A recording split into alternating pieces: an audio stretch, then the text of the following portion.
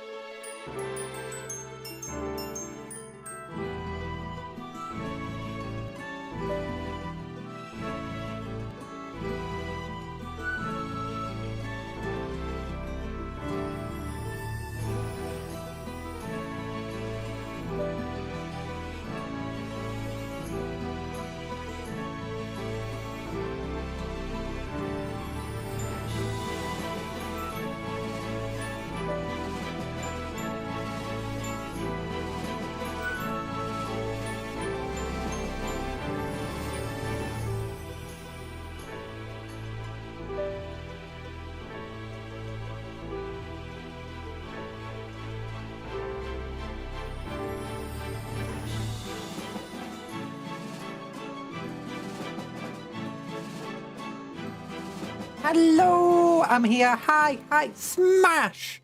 Hello, Alibafundespia. Hello, So Honey Rose. Hello, Blair Boris. I hope you get some good sleeps. I hope you get some good sleep. Wait.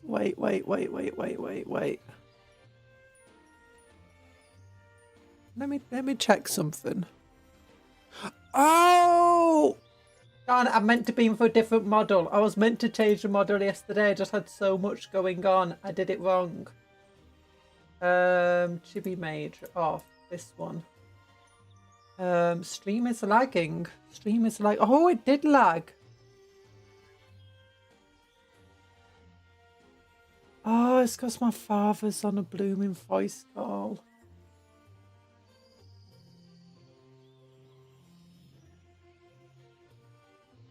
That's not correct.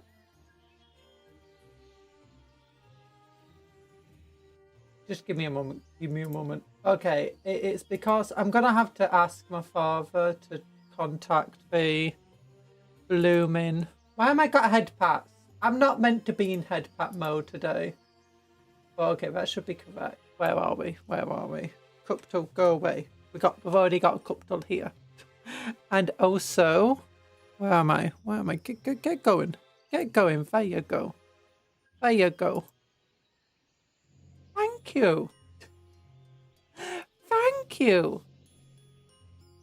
Oh, but yeah. Oh, it's because my father's on the blooming phone.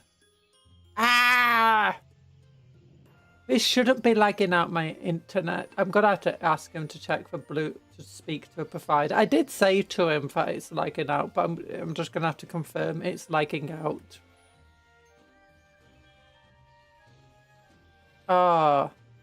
It shouldn't be.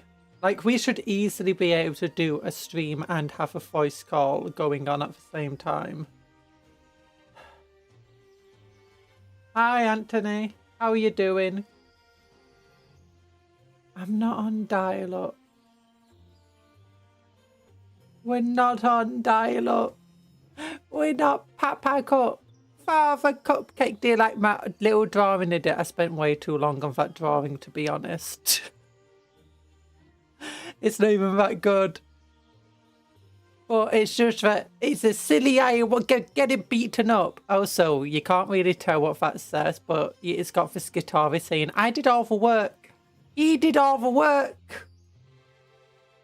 Also, do you like it? Do you like it? Like the Templar's lost his arm, so he's beating the Iron Warrior with his own arm. And the other son of Dawn's also lost his hand. Because, you know, Dawn lost his hand. Ah! You know, I think it's a pretty cool, pretty fun. Yeah, kick that blooming Iron Warrior, yeah. Oh, but hello Anthony as well. Hopefully the lagging will stop. Also, they've announced another... Oh, let us check. Has there been anything more on the website? Anything more? Oh, Cogfarts are coming soon, I imagine.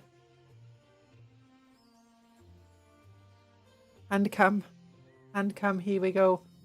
A donk.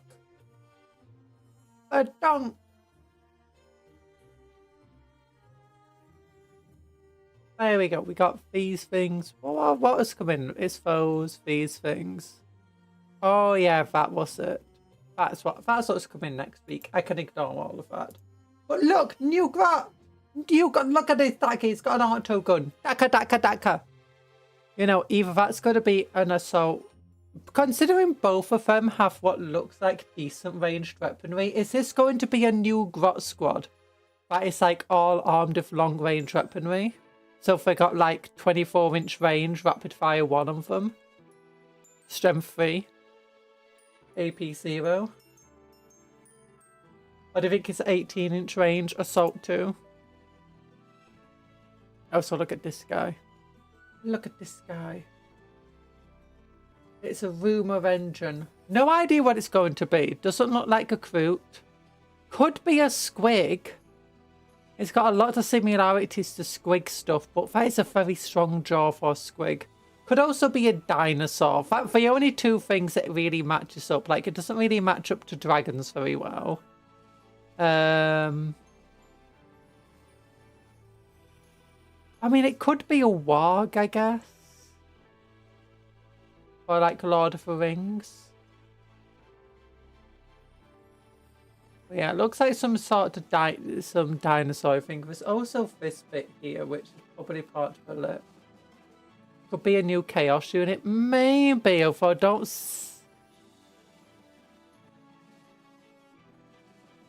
It doesn't have many signs of chaos there at the moment. So, potentially not.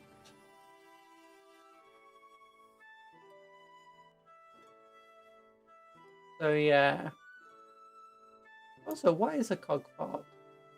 Cogfarts are a castle brought to life, animated by pistons and gears and volatile emberstone.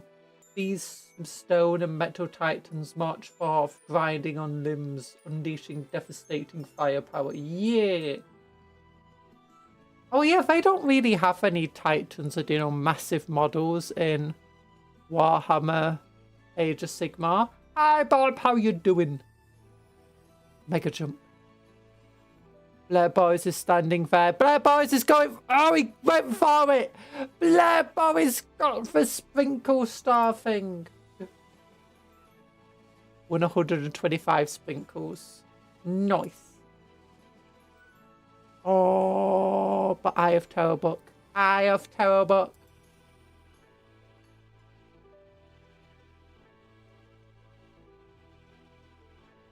I don't think so. I mean, it could be, but all of the Kroot, you know, animals have beaks. They're very beaky, not teethy, I did look for all the current models. The only ones that kind of match up to it, although it lacks scales, is the... Sorry, I've not got my gloves on. It's the dinosaurs of the Seraphon, of the lizard men. And by that, it's usually things like the Saurus, because all the other dinosaurs have either a beaky mouth or a scales on the bottom jaw. So I think it's going to have to be like some sort of actual lizard man. Some people think maybe it'll be Nekai. Could be. Let me cope. It's the most likely Seraphon. Yeah, Seraphon does seem to be it. And I do want new Kroot stuff. What the Kroot really need, what I want is I want Vespid stuff, like a Battle Line Vespid unit. What I kind of just want is like an upgrade sprue for, you know, Tau vehicles to like, change them into either Vespid or Kroot vehicles. Or turn and like a detachment that allows you to use like the Tau vehicles in a sort of Krooty thing. Or like give us the Greater Norlock and give it a big old anti-tank gun. And give us the just any Vespid stuff. That would be fun. And any other auxiliary stuff would be nice. Red Saurian for King shall return, maybe. Maybe. I mean, now you got the cog forts, you're going to need stuff that can, you know, go up against it. And the dinosaurs they currently have are a bit small next to some of the giant dragons and stuff out there. War for the Cadian Gate.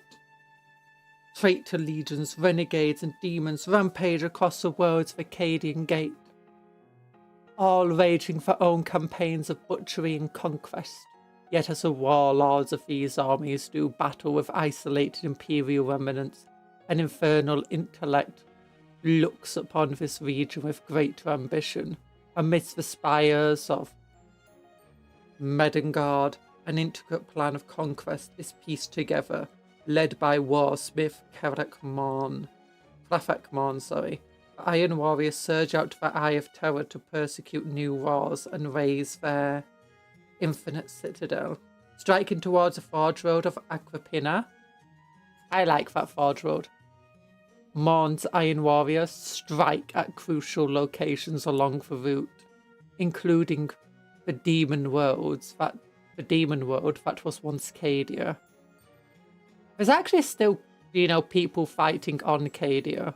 In the Warsmith's way stand several foes, none more prominent than the Martian cohorts of archmages fully agooed.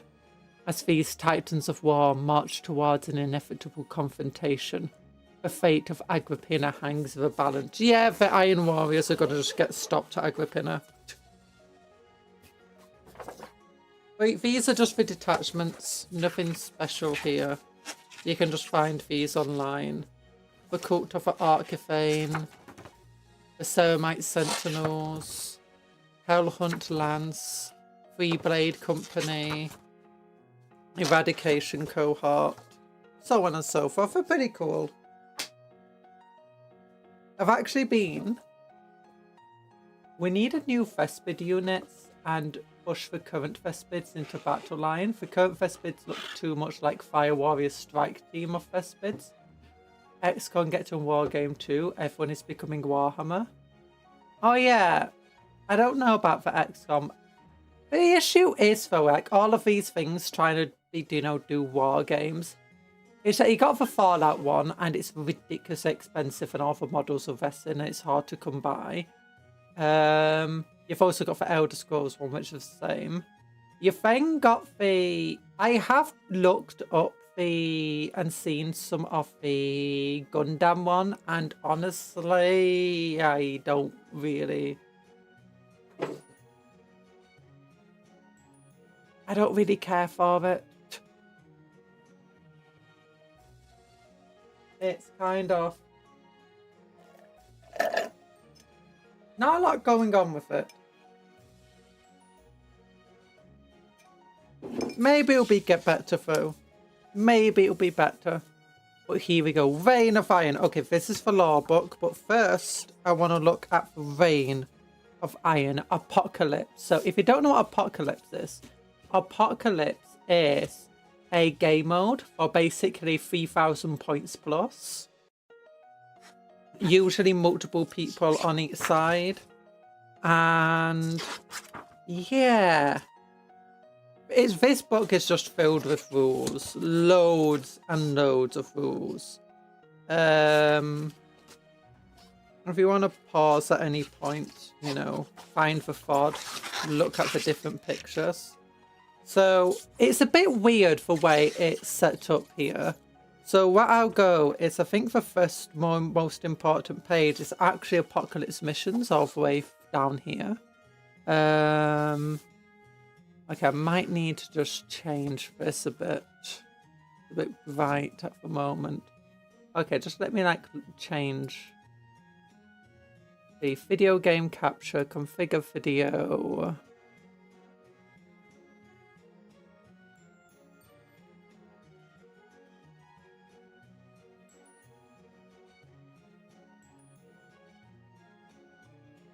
Is that better? You can still barely see it.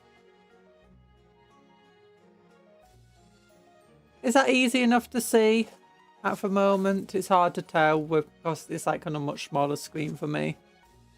I could actually just lower the camera a little bit. You know, that would be better. Still a bit too much sheen. You know what?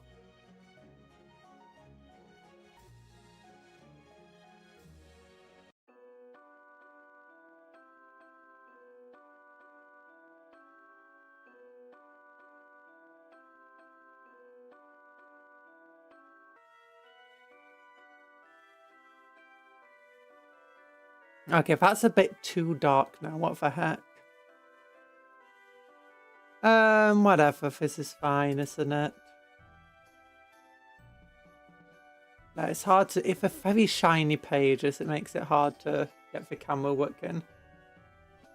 Gundam ones are super cheap. 35 USD starter set. Oh my gosh, really? With 6 models, a board, cards, and all that jazz, a rulebook, etc. That's not bad. Not even 35, it's 30 USD. Oh. I'll have to look. I mean, I've looked, when I say I've looked it up, I've looked up the models more than, you know, seeing how expensive it is to buy it. And I mean, personally, I'm not the biggest fan of Gundam, to be honest. So, it's like a whole 2 bob. It's like a whole 2 bob. Yeah, like 15 bob. 15 bob. Bet you it's not made in the UK though. I'm gonna have to look this up now. I wanna look. Gundam minis. Gundam Assemble, that's it.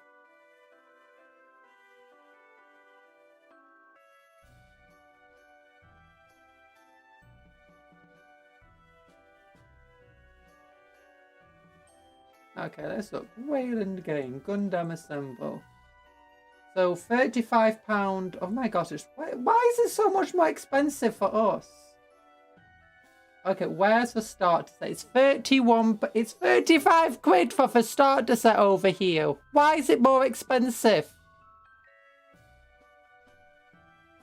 For the deluxe set, it's 89 quid.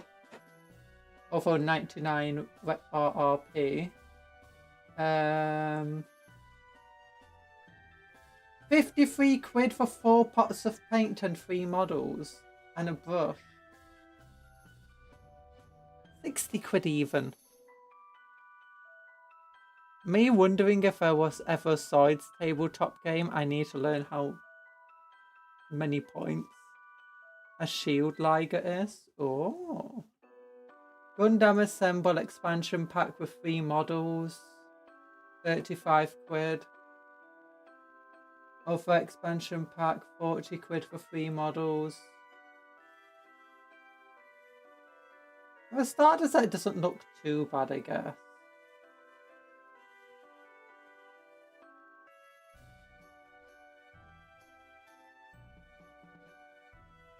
Three miniatures, 3 unit cards, 9 tactical cards of 40 quid.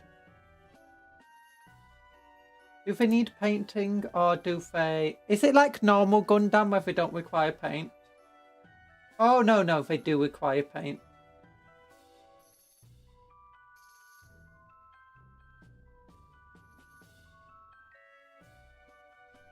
I mean, it does seem pretty expensive. Although I guess you don't need... From the looks of it, you don't need to have a lot of miniatures or whatever.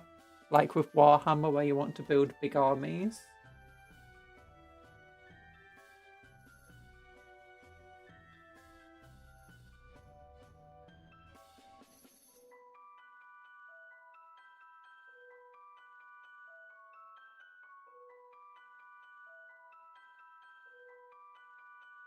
Yeah. Ah.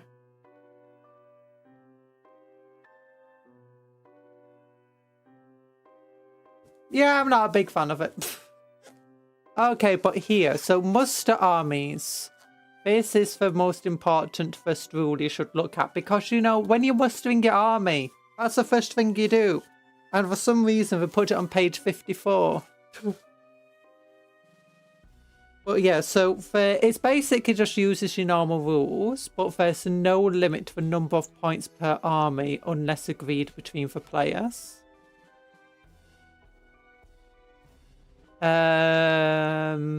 So, but I mean, basically you just agree on how many points. Usually it's got to be 3,000 points or more. But this also suggests you can play at smaller things if you want to. Because some of the stuff in here is really cool. Like, if you ever wanted to use Titans, Adeptus Astartes, Blood Angels, Sororitas, Custodes, Mechanicus, Militarum, Grey Knights. Oh, here we go, Adeptus Titanicus. Adeptus Titanicus get their own stratagems over here. This is where we play Titanicus at not tiny scale, exactly. So, Crush Underfoot. Your movement phase. 1 Adeptus Titanicus unit from your army that has not been selected to move. Until the end of this phase, each time your unit moves, select any number of enemy units it moved within engagement range off during that move. Except units in which each model has the lone operative ability. Each of those units suffer D6 plus 3 mortal wounds. Ballistic Overcharge. Oh yeah. Remember, each Adeptus Titanicus unit has an ability that multiplies the CP cost of a stratagem that targets it. Unfortunately, yeah, it will cost you 4 command points to do that. Ballistics Overcharge. Your shooting phase. Roll 2d6. Your unit suffers a number of mortal wounds equal to the assault. Until the end of the phase, after your unit has shot for the first time, it can shoot again. 6 whole command points to basically get a second round of shooting in. Now, command points are easier to come by in this game, though.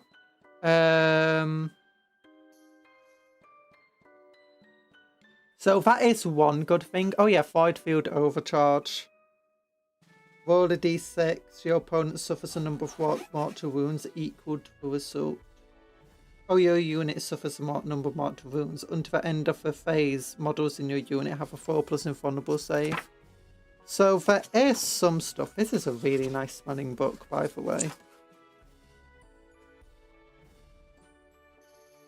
Well, what is there? There's something here. Turn structure, conserve resources. Oh yeah, you can have multiple detachments if you really want to. That's one of the things they did mention. Or play with... They advise not playing with detachments, but they say if you are playing with detachments, you know, you can have multiple if you really wanted to. You can divide your army into multiple different sections. So you can have like one army of 1,500 points with one detachment, another of 1,000 points with another detachment, and so on and so forth. How many points in Apocalypse game? 40. You can have. I've been in games before with well over 40,000 points aside.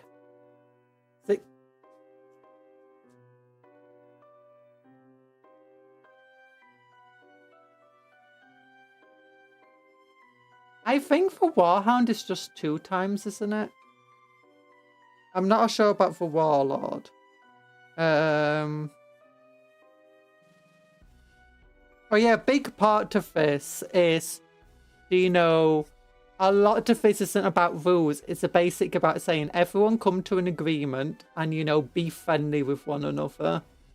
You know, you need to be receptive. You need to figure out how to make stuff go a bit faster. Sometimes you might want to not roll dice and just do average rolls. Cuptle has had their voice box. Wait, you can't hear Cuptle? I swear I got Cuptle working. You can't hear Cuptle. Oh no. I can hear Cuptle. I apologize.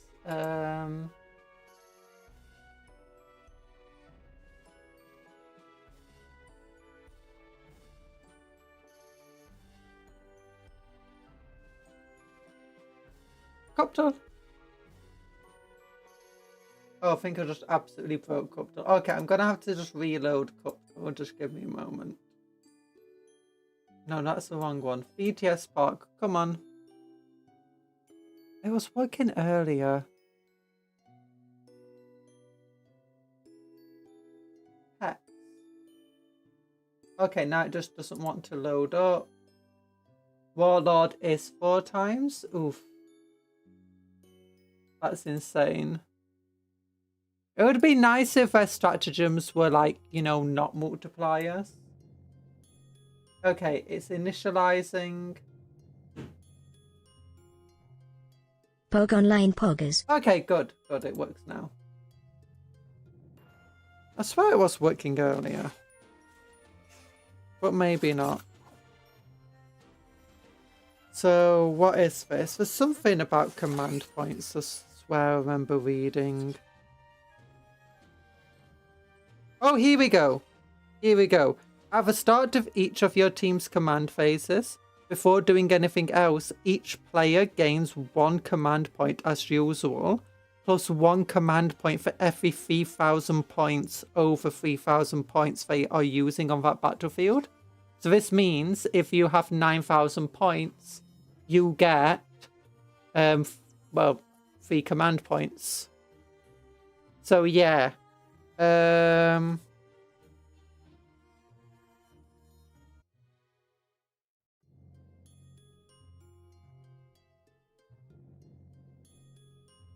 Each one can be used once per game, and each team can only use once Apocalypse stratagem per phase. Each time a player would reduce their command points to use an Apocalypse stratagem by any member of their team can reduce their own command points by any amount to reduce the cost.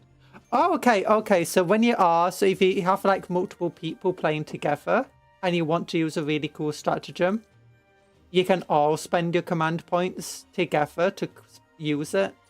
So also because it's in teams and stuff, I don't think there's a limit either. Do you know, for normal rules say that you can't? Actually, I don't think it's even a normal rule. I think it's specifically a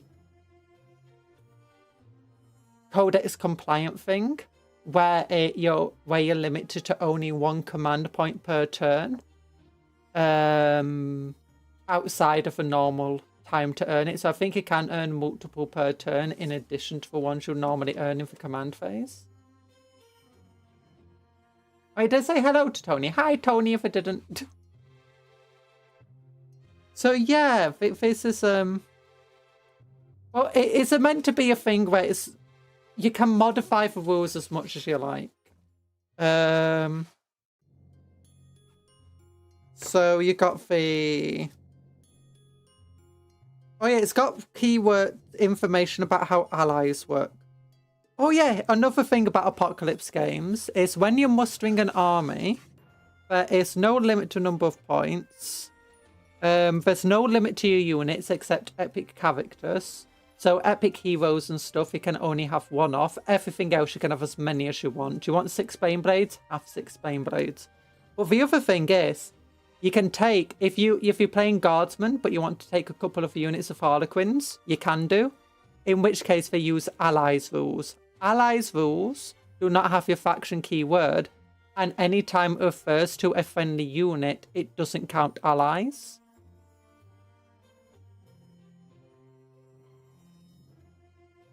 Yeah, so anything that refers to a friendly model doesn't affect allied units, but they are friendly units.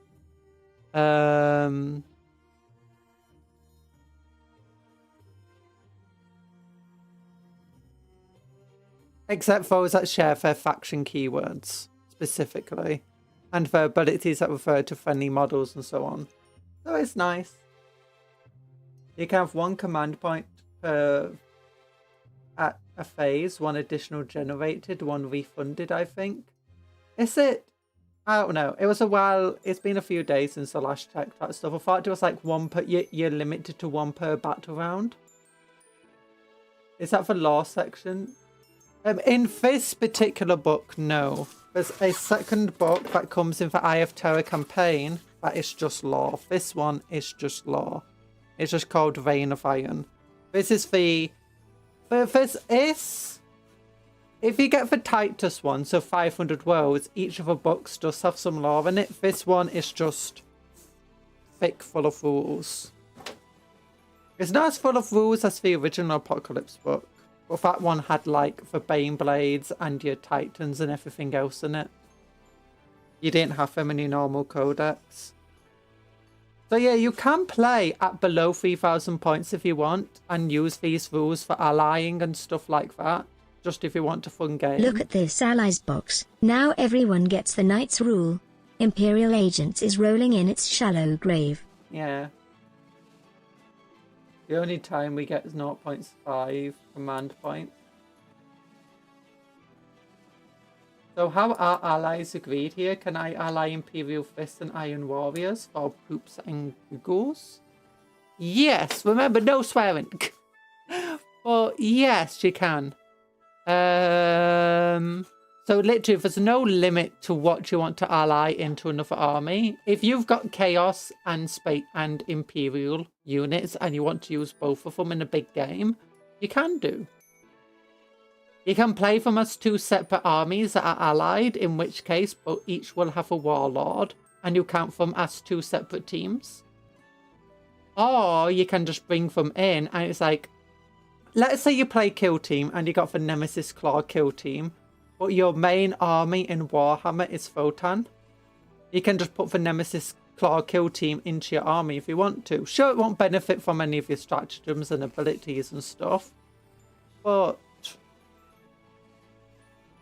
doesn't matter. While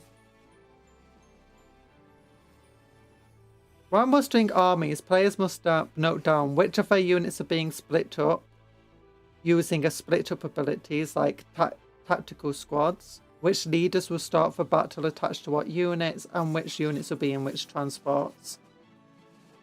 So you form teams as well, read the mission briefing, create the battlefield, determine attackers and defenders. A lot of what you'll be doing as well is like, I think with the deploy armies, you're best deploying at the same time rather than taking in turns. Each mission includes a deployment map that shows where each team can set up models. We suggest you take an informal approach to this setup, allowing players to set up their armies as when they arrive for their battle. Oh, there is one rule. You can only set up to 50% of your army. No, you have to set up 50% of your army. And for other 50% though, has to be put into reserves. That was one rule that's earlier on. And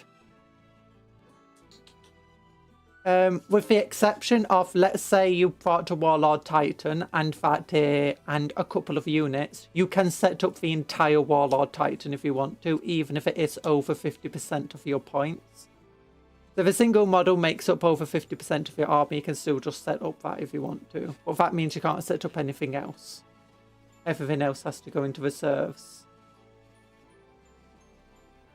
We suggest that you take an informal approach. If your group would rather keep a more rigid structure, then in this step, teams alternate selecting Teams alternate selecting an eligible unit from their armies to set up one at a time, starting with the defenders and setting them up. But yeah, it's generally advised to just set up at the exact same time as one another, because if you're playing a big game, it takes forever to do setup. 3,000 points of Imperial Fists and 3,000 points of Iron Warriors, putting aside their differences when the 6,000 points of Tyranids rocks up. I mean, yeah, you can do that. Often when we played big games back when I was playing a lot, you'd often have like chaos versus chaos, or, you know, loyalists versus loyalists.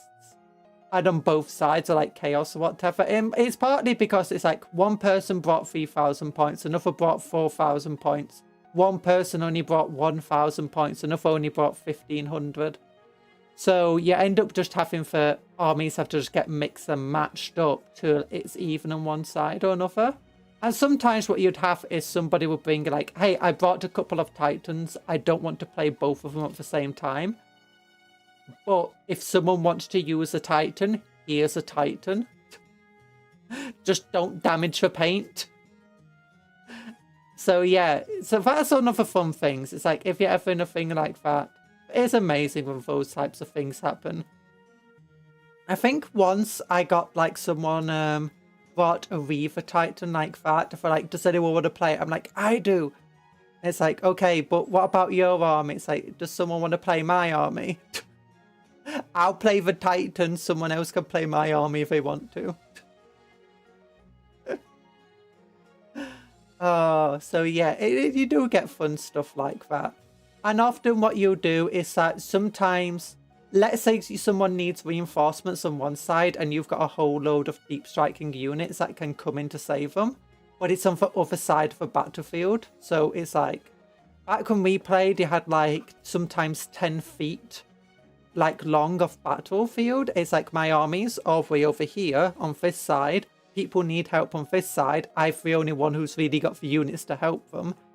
You drop your units down there and just say, use my units. Here's the codex or whatever if you don't know how to use them. So, and then you go back to your own army. Oh, that's one of the big things that happens. If like your units get wiped out very early on, someone else might just say, hey, do you want to play with my models over here? Because I brought a big army. And, you know, it takes a while setting them all up. So when you do have these teams, often you do... Apocalypse games are not competitive. They're meant to be a whole lot of fun. Often, like the biggest Apocalypse games, you're not even going to finish them. To like have a victor. The main thing is just to bring big models, smash a load of things up, and just have a whale of a time. So yeah.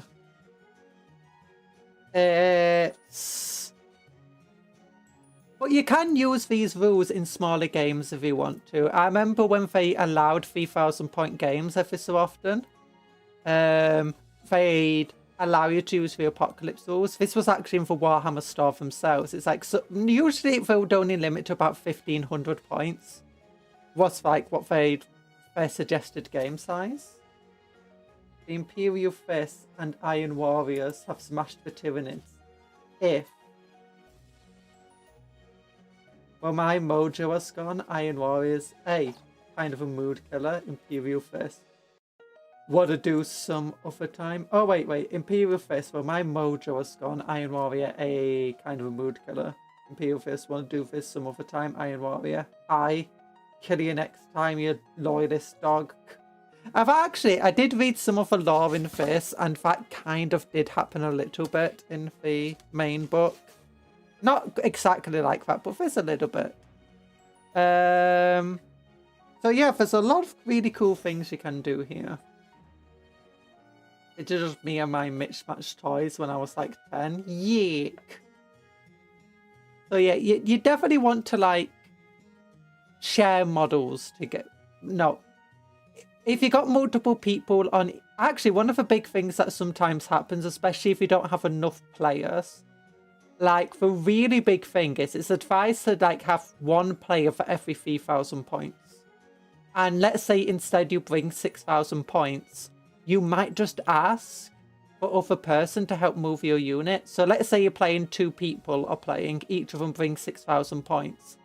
To make the game go quicker, just ask your opponent, hey, can you move my models as well? Can you move my units? Can you roll some dice for me? It's just to make the game so much quicker. The other big thing is just taking averages. If you can do maths really quickly in your head, often taking averages is just going to be a really quick way of doing this. It's like, okay, I got a Vulcan Megabot that hits on 3s. Okay, averages say about 13 should hit. It wounds on 3s. Okay, averages say about 9 will wound. And then you -1 to your armor save, but you're in cover. So that's still you get a 3+ armor save. So that means on average 3 fail. You've lost 3 Space Marines. So that just saves you rolling dice. You basically just go 20 shots, 3 Marines dead. Which isn't a lot. But yeah, that's why the Vulcan Megabolt is not very good. Although actually sustained hits, I forgot about that. On average, you get in actually 16 hits. So yeah, then you're looking at about 11 wounds. And then about 4 Space Marines dead. But off 3.5. So hi, Sir Honey Rose. Okay, I'm back. See anything new about me? You got another new profile picture.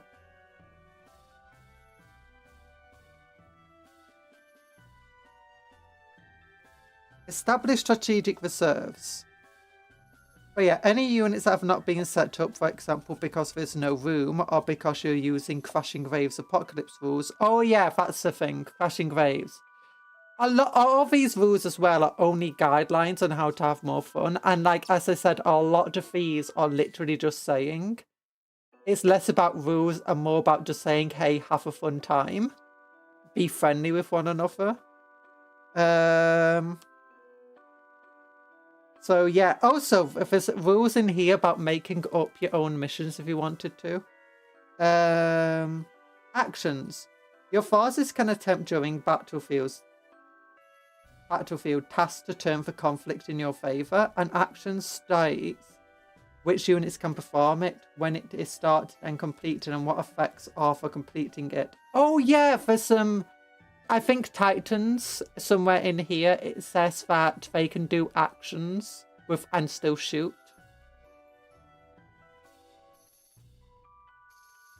Oh, here we go.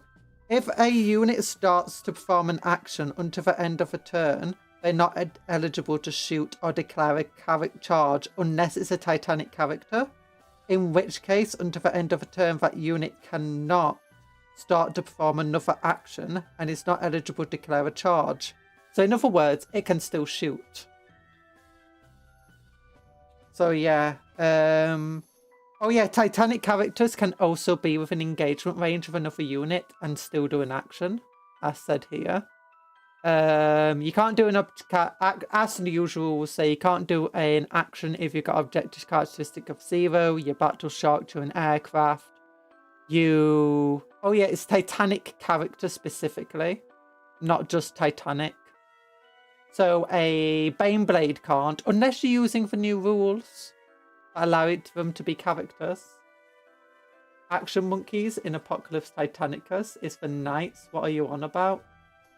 Go my science. Yeah, so knights and stuff.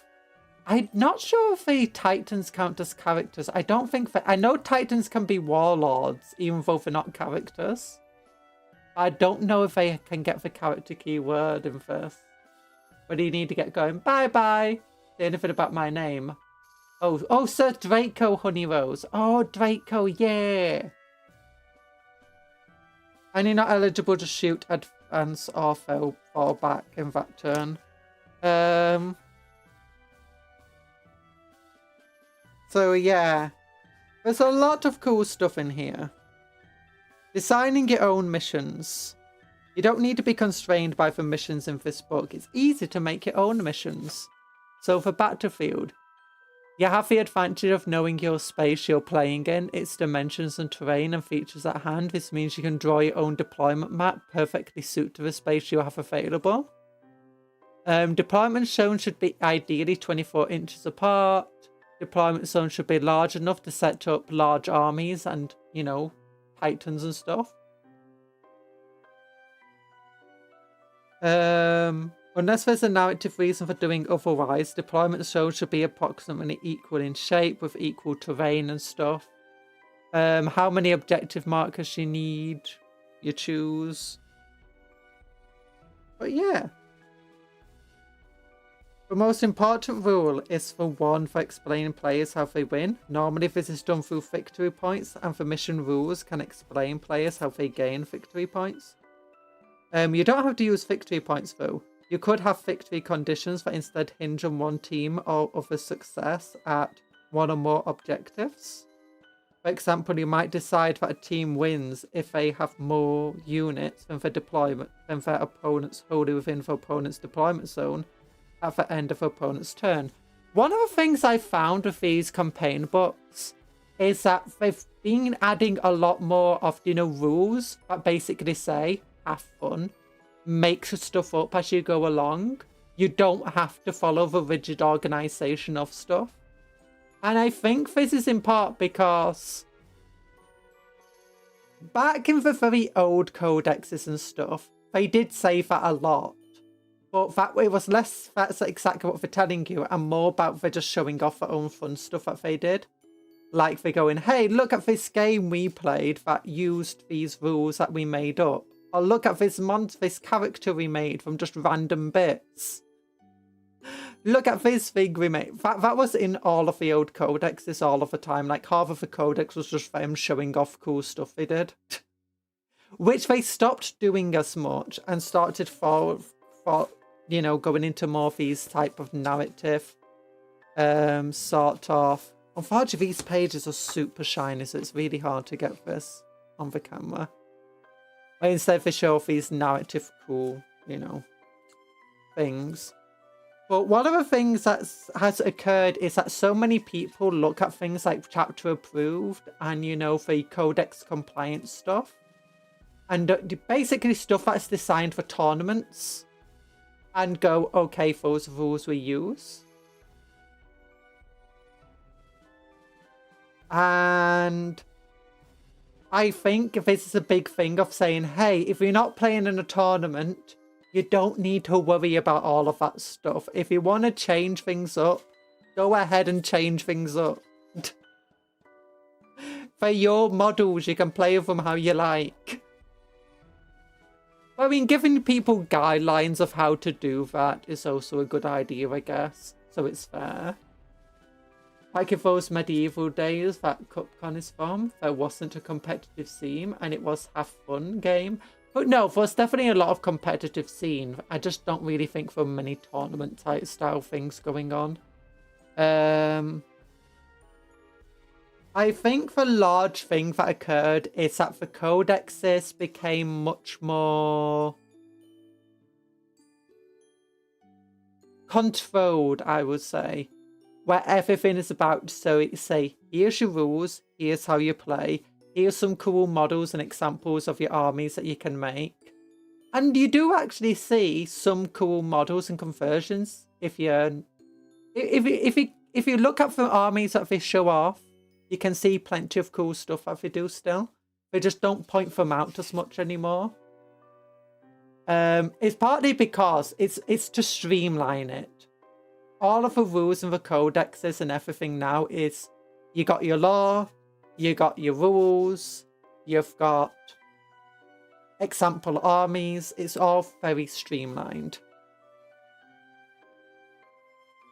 All very sterile in a way. It basically causes these confusion. Once you start telling people they can make stuff up themselves, so many people just get confused by that. Which I mean sounds weird, but it does happen quite a lot. So I think that they kind of stopped doing that. But That's what I think these books are really fun. Reintroducing a lot of this. Oh, low gravity. Infantry have a... Oh, you can make up special rules. Yeah, like for old twists. I did look up twists, by the way, and chapter approved currently doesn't allow twists. And because the apps I'm using, you know, focus on for chapter approved, I have twists on them. I don't have the cool cards. I have all the twists on them. I think I accidentally threw them away. Similarly, you can use a simple mission rules to help balance your battle. If one team has a significant disadvantage, you could award that team additional command points. Yeah.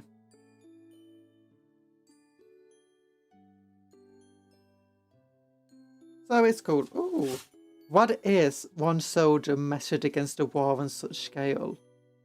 What use one blade, one fist, one soul when god engines stalk the battlefield and thousands die with every passing moment?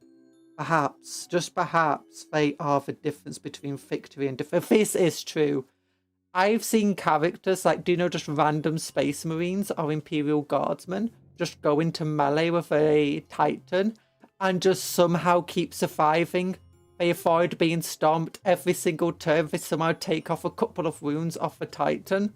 And it's like, stop it! They blew up the Titan. I think it survives the explosion of the Titan. Like a single last cannon shot finally like manages to fell the Titan in the end. It's partly because of this. I say Titans. Back when I was playing, the Titans wouldn't have wounds. It would... Oh no, they did have hull points. So if you did use a crack grenade, you could actually break through a hull point. But it was more Titanic monsters and stuff that you'd be taking wounds off. And it's like, it explodes! And the character survives! It's like, yes. Apocalypse games are seriously one of the most fun games. If you can get, if like you've got a place near you, or you can get to a place where they're like hosting an apocalypse game, and anyone can join in, it's great fun. They're just one of the silliest and goofiest things you can do in Warhammer. Option paralysis. Yeah. People don't have free will. They need the Codex Astartes to follow. It's true. It's true. Oh yeah, here's it for rules.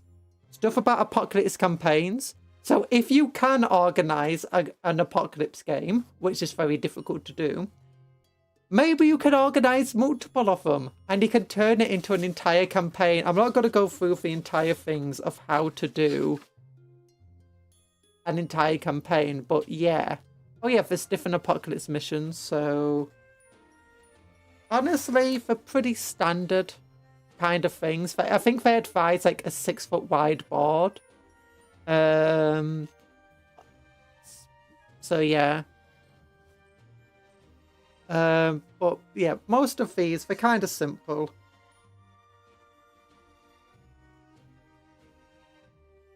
Just standard kind of missions, just tailored a bit to apocalypse. Shattered debris at the start of the movement phase. Each unit within range of a breach objective marker. Until the end phase, subtract 2 inches from the move characteristic of models in that unit. And also 2 from the charge.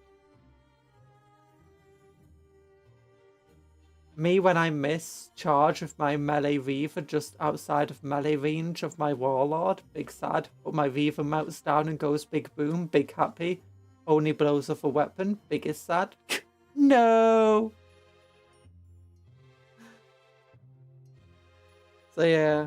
So there's a lot of just cool wheels here. Ooh! Denser terrain for defenders. There's obviously a lot less strict things of how you set up your terrains and your objectives and stuff with this. Again, it's just to give you more freedom. For final defense, attackers have first turn. Each time a unit from the defender's team takes battle shock test, the test is taken on 3d6. Units of the defender's team that are set up in the reinforcement step can do so wholly within the defender's deployment zone, unless those units have the deep strike ability.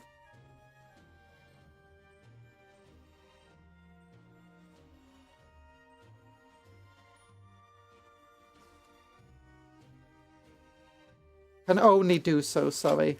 I missed the only there. But yeah, collapsing lines on these types of things. There's lots of cool different missions here. Objective markers in no man's lands. Escape.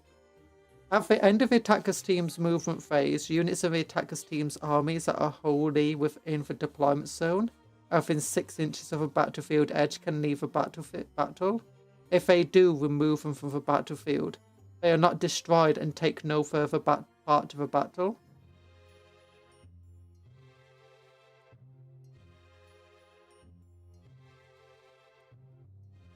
Oh, okay, so you earn victory points based on how many units you destroy.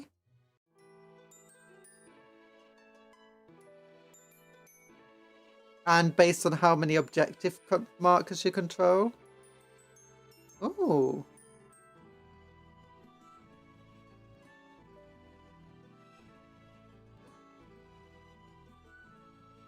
You get a victory point for having battle ready army.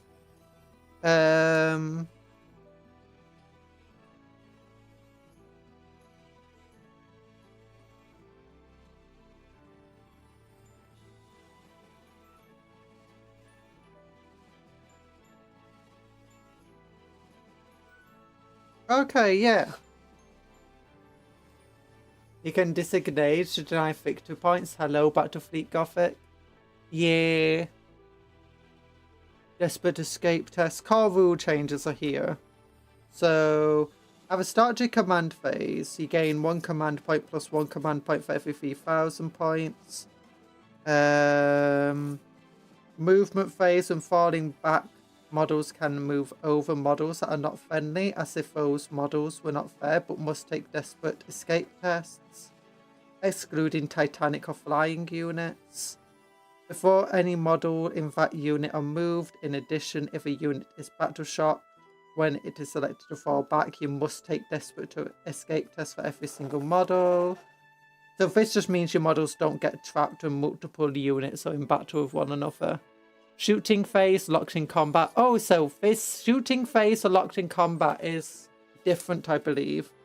While an enemy unit is within engagement range of 1 or more units from your team, you cannot select that enemy unit as a target of ranged weapons. Big guns never tire. Monsters and vehicle units are eligible to shoot in their controlling player's shooting phase, even while they are within engagement range of 1 or more enemy units. Ranged weapons equipped by monsters and vehicle units can target 1 or more of enemy units they have engagement range of, even if other units are also within engagement range of the same enemy unit. You can select an enemy monster or vehicle within engagement range of 1 or more units as a target of a ranged weapon. Each time a model from your army makes a ranged attack against such a target, unless that attack is made with a pistol, subtract 1 for the hit roll.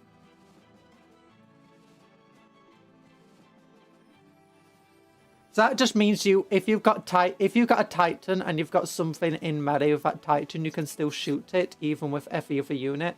Or just if you've got somebody in battle with a Lehman Ross, you can still shoot it.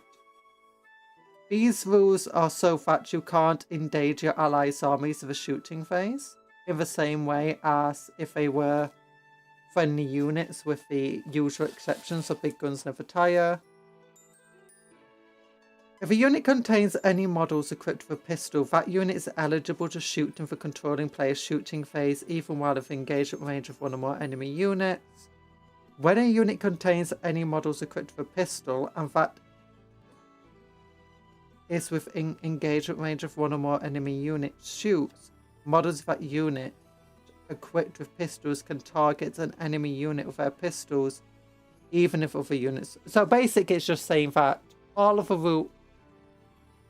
It's basically saying that even if your allies or friendly units or whatever are in melee with something, you can still use your pistol rules, you can still use your big guns never tire, you can still use your other things.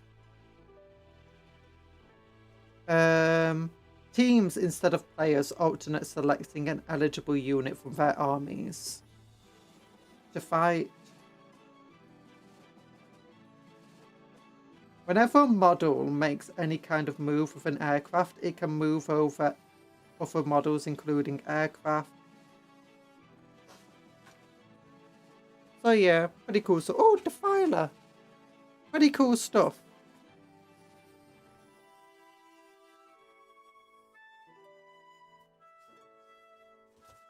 A lot of these things are also just seeming to be repeated rules in here. Well, yeah, there's lots of optional rules over here. Optional. So, optional crashing waves of only deploy 50% of your army. In the second battle round, up to 25% can come on, and then the third battle round, another 25%. This is an important one. This is often what we played with. Hi, Alba von Despia, how you doing?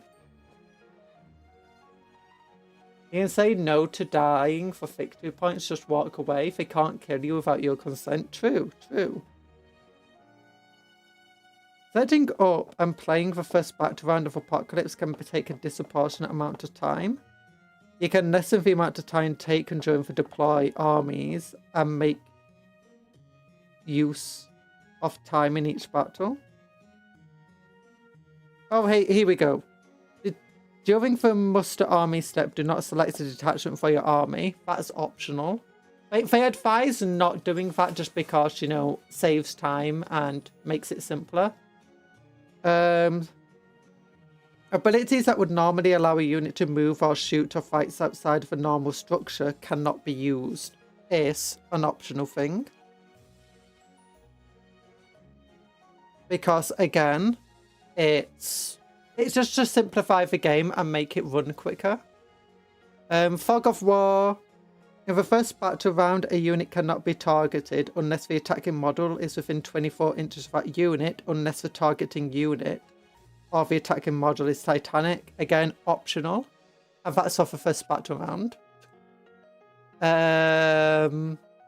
So this is basically just to stop like a Warlord Titan wiping out half of your army in the first turn before you get a chance to use it. Which is, it's fun. It's more fun to do it that way.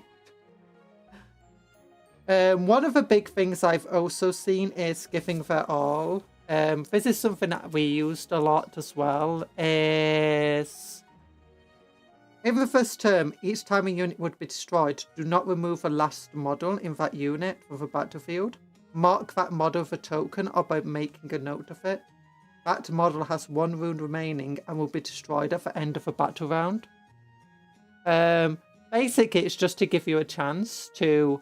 So if a unit does get wiped out immediately, it can still have a chance to do something. Especially vehicles and titans and stuff. So if you combine these two rules together, most of your infantry and stuff will probably be fine. Your Titanic models are not fine, but at least they can get 1 round of shooting before they get destroyed. Let's say your opponent brought a Warlord Titan with a bunch of Volcano Lancers, and they just wiped out 2 of your Titans. Both of your Titans will still get to shoot if you use these optional rules. And this is just for the first battle round. Movement phase. Units that arrive in reinforcement step can instead do so at any point during the movement phase. That's massively advised. A lot of people do that anyway in casual games because it just makes it easier and quicker.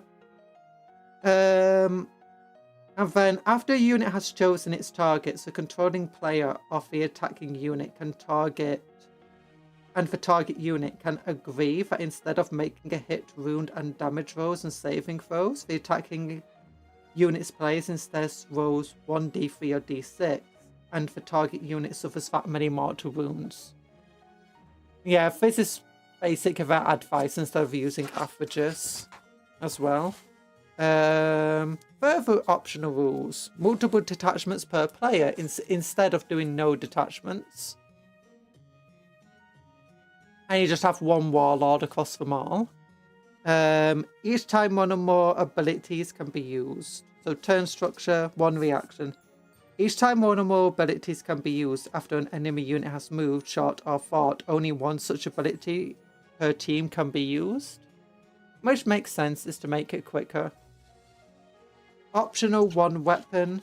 Each time a player selects an infantry unit to shoot or fight, The player selects one weapon equipped by one or more models in that unit. That is the only weapon that can be used during the attack sequence.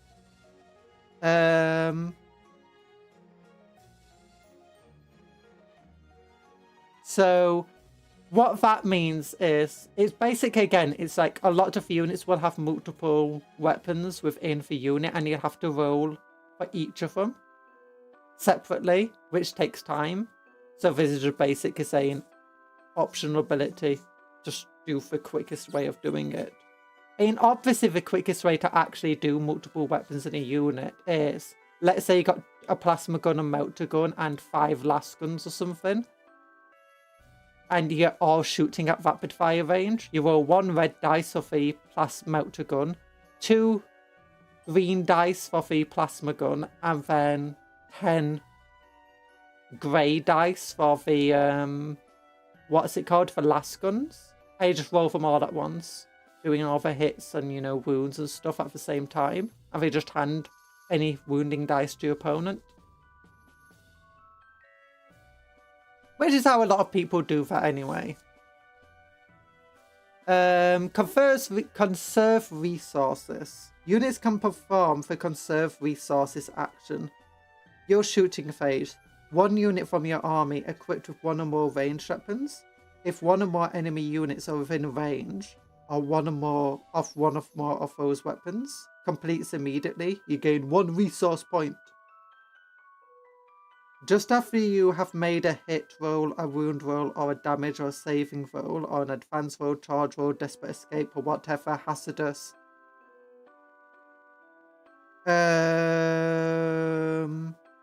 you can spend 1 resource point to re-roll that roll, test, or saving throw.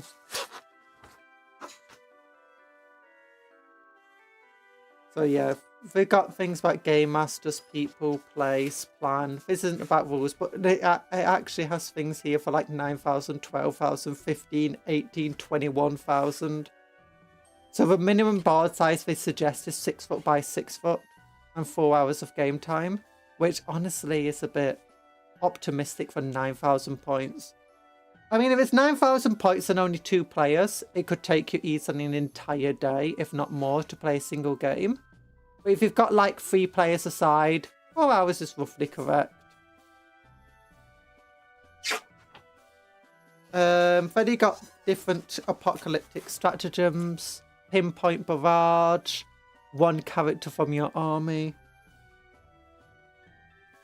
inflict mortal wounds to your enemy. This is basically a better version of that one fleet commander ability the Space Marines have. Place a mark of a battlefield at the start of your next command phase. Roll 1d6 for each unit within 6 inches of that marker. Add 2 to assault if that unit is within 3 inches. On a 2+, the unit suffers D3 mortal wounds. On a 5+, it suffers D3 plus 3. Which arguably you can put it just like in the middle of a Titan space, and you know the Titan will never be able to get away from it. It's like, no, I'm stuck. Just bombard straight on top of a Titan. Oh gosh. Oh yeah, and then you got mass reinforcements as well. So again, if you have a unit that got destroyed, you can still get use out of it. Select up to 3 destroyed units from your army, whose total points value is 500 or less. And you can put into reserves identical units with like all weapons and stuff still working. 1 unit from your army that just destroyed an enemy Titanic unit. Place a new objective mark of a battlefield as close as possible to where the Titanic unit was destroyed. Trophy kill. There's a lot of really cool things here. Give your units anti-vehicle, anti-monster, and hazardous. Blank march, just move faster. Void shielding. I like the void shielding one. Something with it, basically select an objective marker. Everyone within 12 inches now has a 5+ invulnerable save. Because you do see that a lot in the lore and for books and stuff.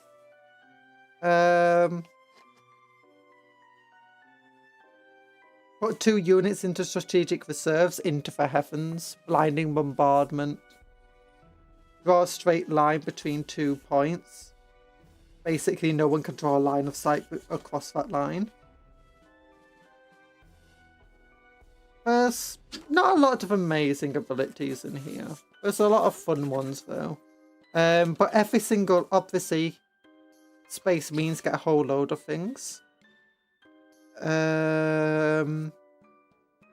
Like the Templars get 10 objective control, add 6 inches to a unit. A lot of these things are literally just add something to something or do something and it just lasts until the end of the game. Sometimes like that one adds 6 inches to a movement for 3 units. It's only to the end of a phase. But others are just like literally, yep, you've done this, it's now here forever. Miraculous Aegis, up to 3 units, gain 4+ invulnerable saves for Adeptus Sororitas. Mechanicum over here with gaining anti-monster on... Select 1 tech piece from your army until the end phase. While a friendly Adeptus Mechanicus unit is within 6 inches of a tech piece, ranged weapons equipped by models in that Mechanicus unit have anti-monster and anti-vehicle.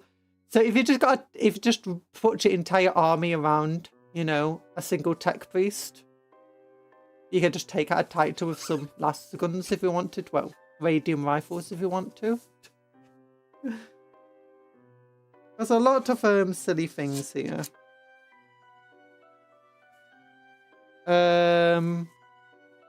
Judgment drop. What the heck is judgment drop? Your units have a deep strike. Oh my gosh! Oh no, it says Astra Militarum. I was thinking you can give deep strike to a Baneblade. No, up to 3 Astra Militarum infantry units get deep strike. Oh gosh, up to 3 Astra Militarum mounted units. At the end of a phase, each time one of those units is selected to fight, if it made a charged move this turn, it gains +1 attack, armor penetration, and damage, or improved by 1, sorry. Oh my gosh, that means a melter weapon for melter lances would be 2 attacks, d6 +1, and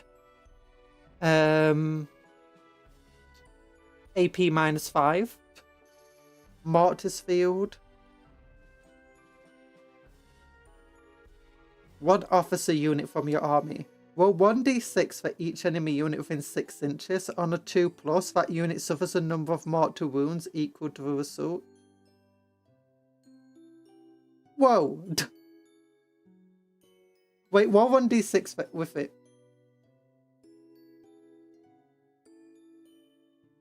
That's insane!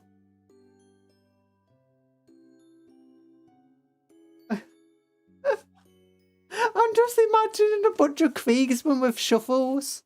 I just got the command squad of the units. If they charge an enemy unit, if they charge a Titan or something, and they just inflict a bunch of mortal wounds to it. Oh, if they just charge it to the middle of the enemy and like 4 units around them take. Oh my goodness. Oh no! You spend your movement phase turning your entire unit into just a straight line. Just across the battlefield, like 25 models wide, and just charge it into multiple enemy units. Every single unit within 6 inches of that giant line you've got now takes d6 wounds. Except unless you roll a 1. Oh my goodness, Titan sounds so weak this whole stream.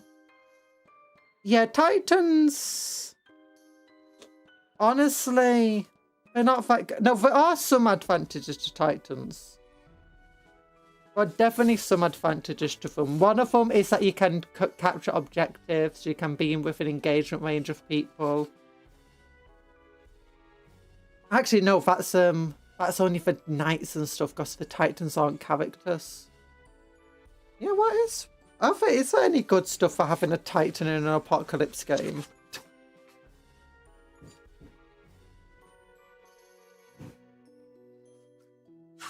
I mean, you got the Adeptus Titanicus rules over here, but obviously that multiplies all of her stuff. No, that's a knight, sorry. Catalysmic charge.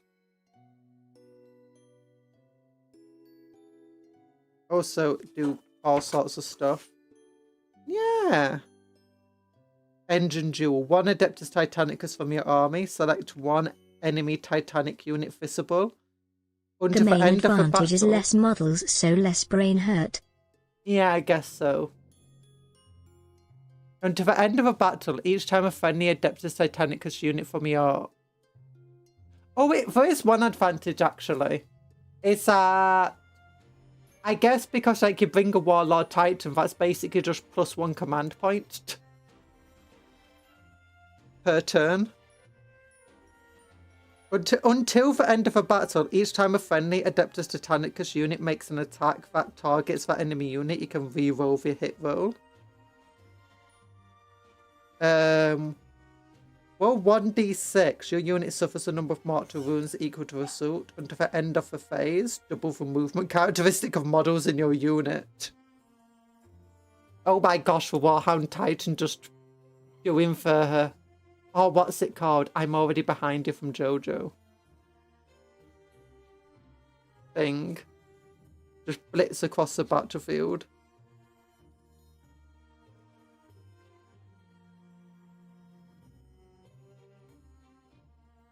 Or you can make sure your Titan blows up if you want to.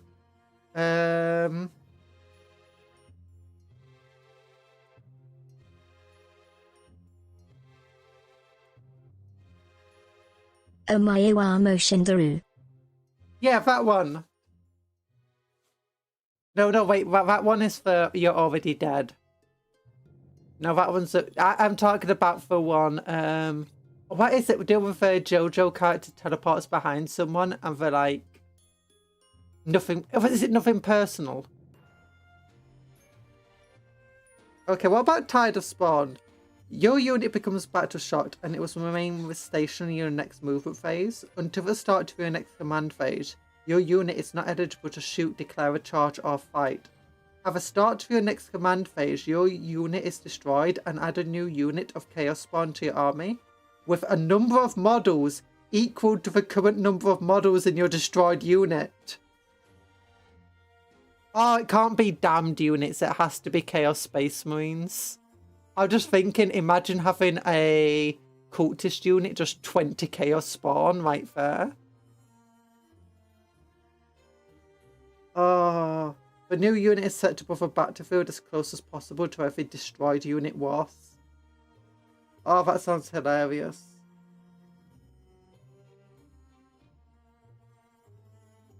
All of the following stratagems can be used by World Eaters, Death Guard, Emperor's Children, and Thousand Sons player. To do so, replace Heretic Astartes with World Eaters, Death Guard, Emperor's Children, and Thousand Sons. And increase the command cost of that stratagem by 1. Chaos Gate. Open a gate on the battlefield. Give my Warhound Squadron full stride orders. They don't shoot but moves double.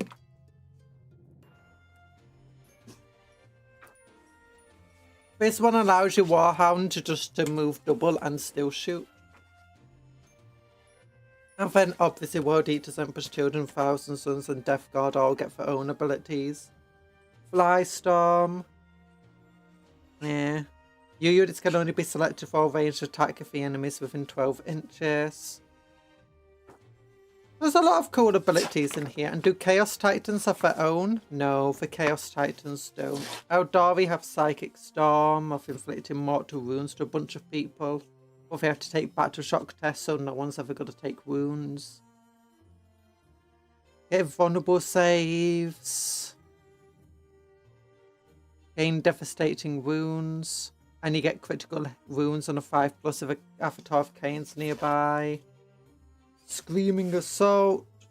Webway Portals is fun. Eldar Pathways. Torment Bomb, which gains pain tokens and stuff. Leagues of Photon ones aren't that good, to be honest. Neck ones have some pretty cool ones. Like up to 3 Catan shards gets in abilities. I've really liked just giving Necrons overpowered stuff recently. Oh, we're over here. Titan Hunter Suffer Tau. Until the end of the phase, each time an attack made by a model in your unit's target, so up to 3 Tau vehicle units, you gain 3 strength and 3 armor penetration. If it's against a Titanic unit, and if it's against a monster or vehicle, you're just getting 2 to each, which is pretty cool for 3 units. Tyranids have some cool stuff. Subterranean Assault, basic deep strike into the enemy and inflict mortal wounds. Gain and give up to 3 monsters. Anti-monster and anti-vehicle 5+ and devastating wounds. Titanicus Traitoris. Yeah, there's no Titanicus Traitoris in here. Surprisingly. There's Chaos Knights, I believe. Yeah, Chaos Knights is here, and Chaos Demon. Even Chaos Demons got remembered. The Titans didn't.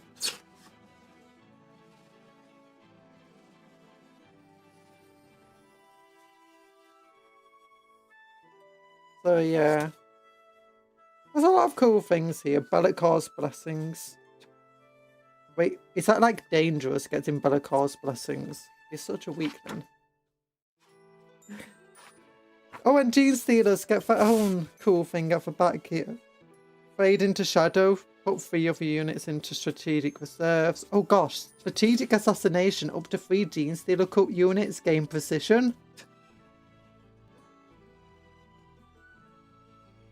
Oh my gosh. 1 Gene Stealer's infantry. Select 1 enemy monster or vehicle within engagement range of your unit and select a number of models. This cannot be higher than the combined total of remaining runes of models in your unit. Wait. Oh, select a number of mortal wounds. Your unit suffers that number of mortal wounds, then roll that number of d6, subtract 1 for each result if the enemy is a titan. For each 4+, the enemy suffers 1 mortal wound. Oh, there is a few cool things here in which a lot of things are like, you know, specifically says it's worse against titans. Hi, Viable Senpai, how you doing? 18 blooming minutes and I'm still waiting for chat to load. Oh no! That's not fun. I take it you've tried reloading for stream a few times. Do they have any pictures of actual titans in here? Like, you'd think they'd have a picture of a titan. There's a Defiler. There's a Night Destria and another Night Destria. The Sons of Dawn. There's Fulia Gould. Missions. They've not got any pictures of titans in here. What do you mean you played Apocalypse games and you've not put any titans in here? What? There's not a single titan in these pages. I know that it's a bit hard to see some of the pages because of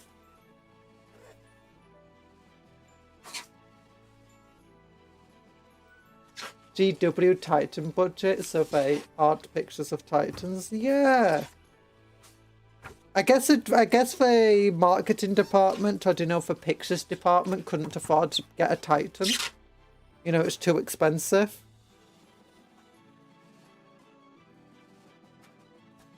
Yeah, there's not a single picture. Oh, that's disappointing. Let me show you the original. I've got the original Apocalypse rulebook.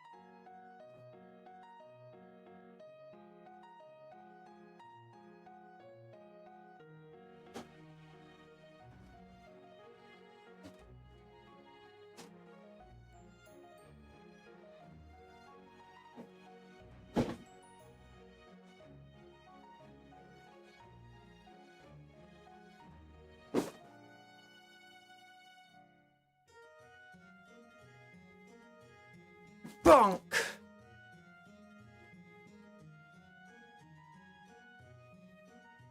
Look at the original Apocalypse. Now this is well worn. This is an extremely worn book. I gotta to be very careful with it.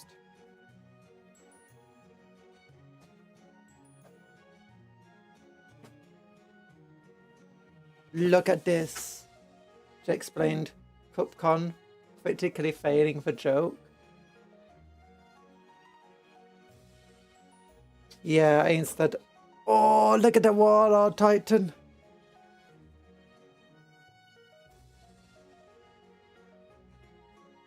And see, look at this Warhound Titan right there. I'm gonna have to do video capture device. It's a bit too dark. And now it's too bright. Look away if you've got.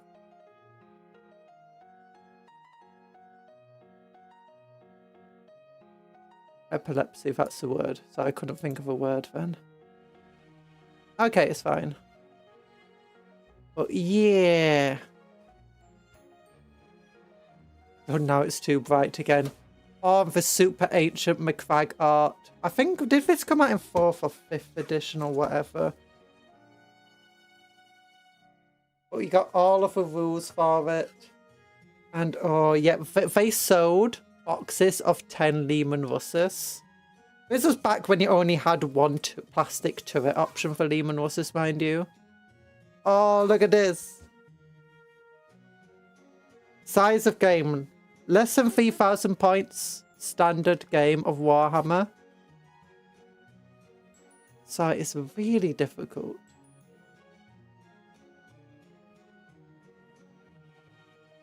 Might take a weekend. Okay, I'm gonna have to like do this. I've decided that I'm going to get some ink done.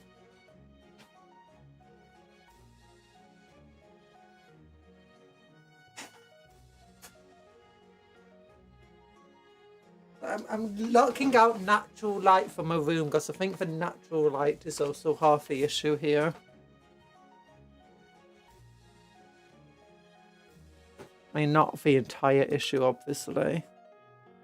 Oh my gosh, that is surprisingly much better. Monster Apocalypse games. Oh, look at it. Oh, look at the old land speeders. Oh, they were so terrible. And little Foistrange. Decided that you're going to get some ink done for Krieg motto my back. In life shame, in death atonement. Really? Oh, that's okay. And Imperial Eagle on the shoulder. Just gotta spice it up, I suppose. I'd be a bit careful getting some of the, what's it called? You know, Imperial symbols and stuff on your skin. Because people who don't know Warhammer might misinterpret them. Because they are designed to look very specific. I actually, which of these models did I get recently? I got one of these. I think it was him. Oh, there's the old Inquisitor models. Yeah, the old Harlequins. Oh yeah, and here's an entire company of Ultramarines, Smurfs. And I shall educate them. But yeah, it was like the Battle of Cold Steel Ridge. And look, Tau! And humans! There's humans in my Warhammer book! What the heck? Yeah, they used to have pictures of themselves in the Warhammer book. And look at that! It's an ultramarine train! Oh, space marine trains! And the old thing you can't get anymore, one of my favourite Tyranids.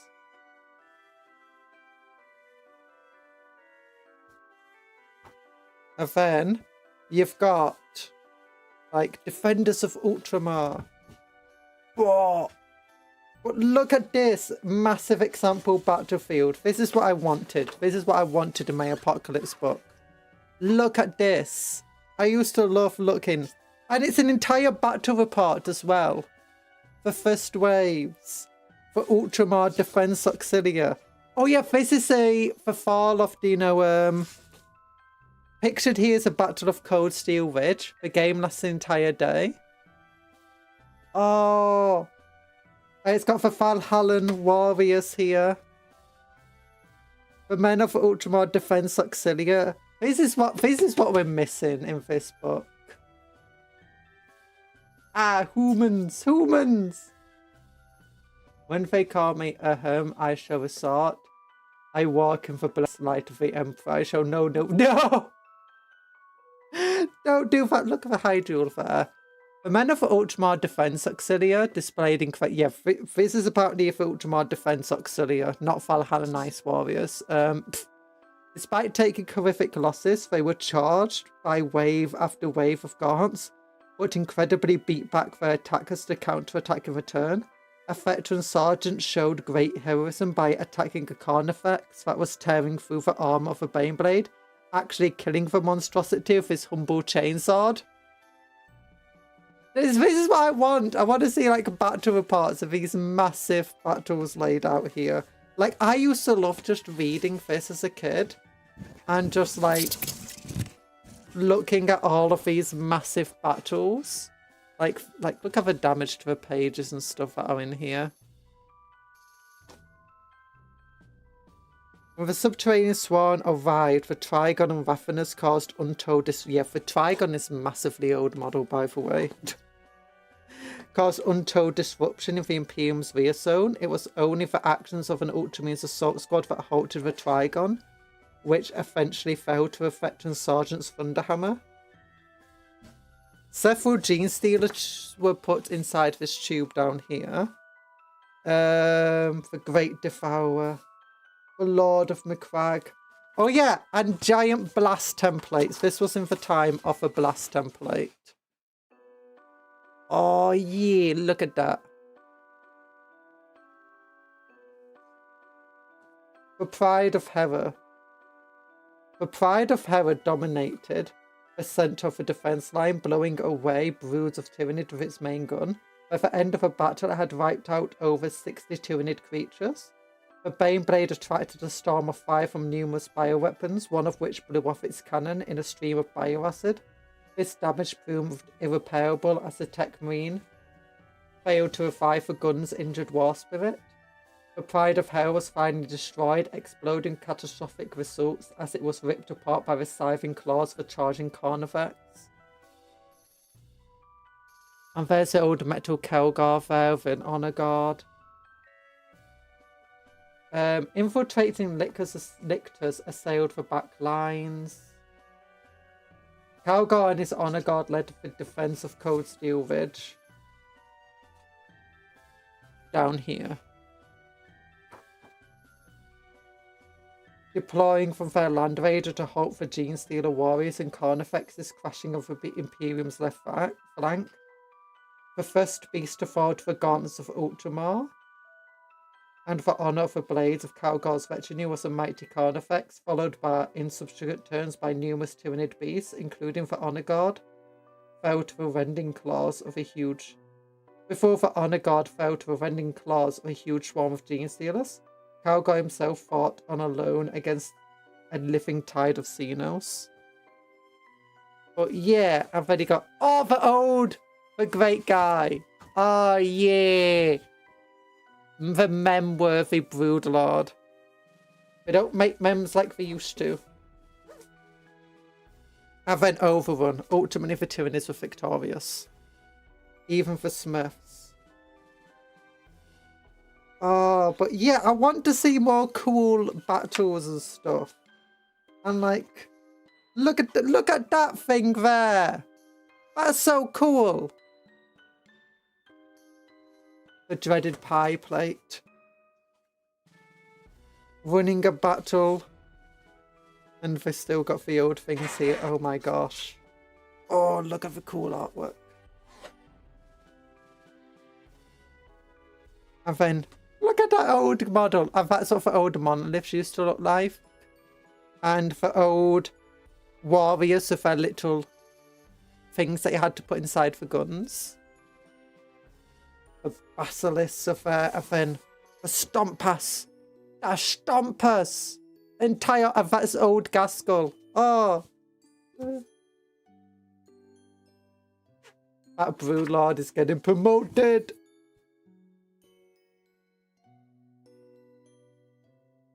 And then you got things like add legendary units, Barbed Hydro, Thunderbolt Fighters, these things. Veteran Space Marines. Add battle formations, so this was units that were composed of multiple things. Yeah, how we do, we ended up, you know, ignoring what we were meant to be doing and instead, just looking at old stuff. Allied forces. Oh yeah, you got allied forces now. So you got Harlequin, Sisters of Battle, and Raven Guard together. I really like this one for Mentor's Legion. That's really cool. That's a really cool paint scheme. I found the most expensive objective marker in history requires the Battle of McFag set and a Warhound Titan head. Oh. So it's like, hey, here, look, cheapest. Oh yeah, they're telling you to choose Plasticard because this was back before they're like, hey, use our stuff. And then using old drones. Oh gosh. It's fun Puff stuff. word of the day. Bees. We can finally be bees. This isn't your world, but we can be bees. You'll live like a bee. Look at that, Black Templars and Typhus and Prince Uriel. Yeah. And there's Urska Creed. And then look at this massive Tau army here. And the cool broadside battle suit back with all riptides and stuff. Oh, they got the old stealth suits and the other old stealth suits. Cool broadside battle suits. And back there, Manta. No, that's not a Manta, that's a Tiger Shark, sorry. Oh my goodness. Oh my goodness, sorry. I'm getting nostalgic over this. Oh yeah, and then here's things about like, hey look, Fortress of Arrogance. Chaos Plague Reaper. Space Arts. So I'm just whacking things over here. And look at this, see? This is what we're missing. Titanic jewels. I want to see Titanic jewels in my game. What show? Invincible. That was a meme for the show. Title card. Yeah, title card. Look at that Gargantuan Squiggoth versus Warhound. I don't think that Squiggoth is surviving being shot by turbo laser destroyers. Thunderheart. This is the one and only time the old stealth suits were on camera. They were never seen again. Oh, look at this. Hey, where do you get your old models? Oh, the really terrible Forge Road website. Well, look at this. A giant Narlock.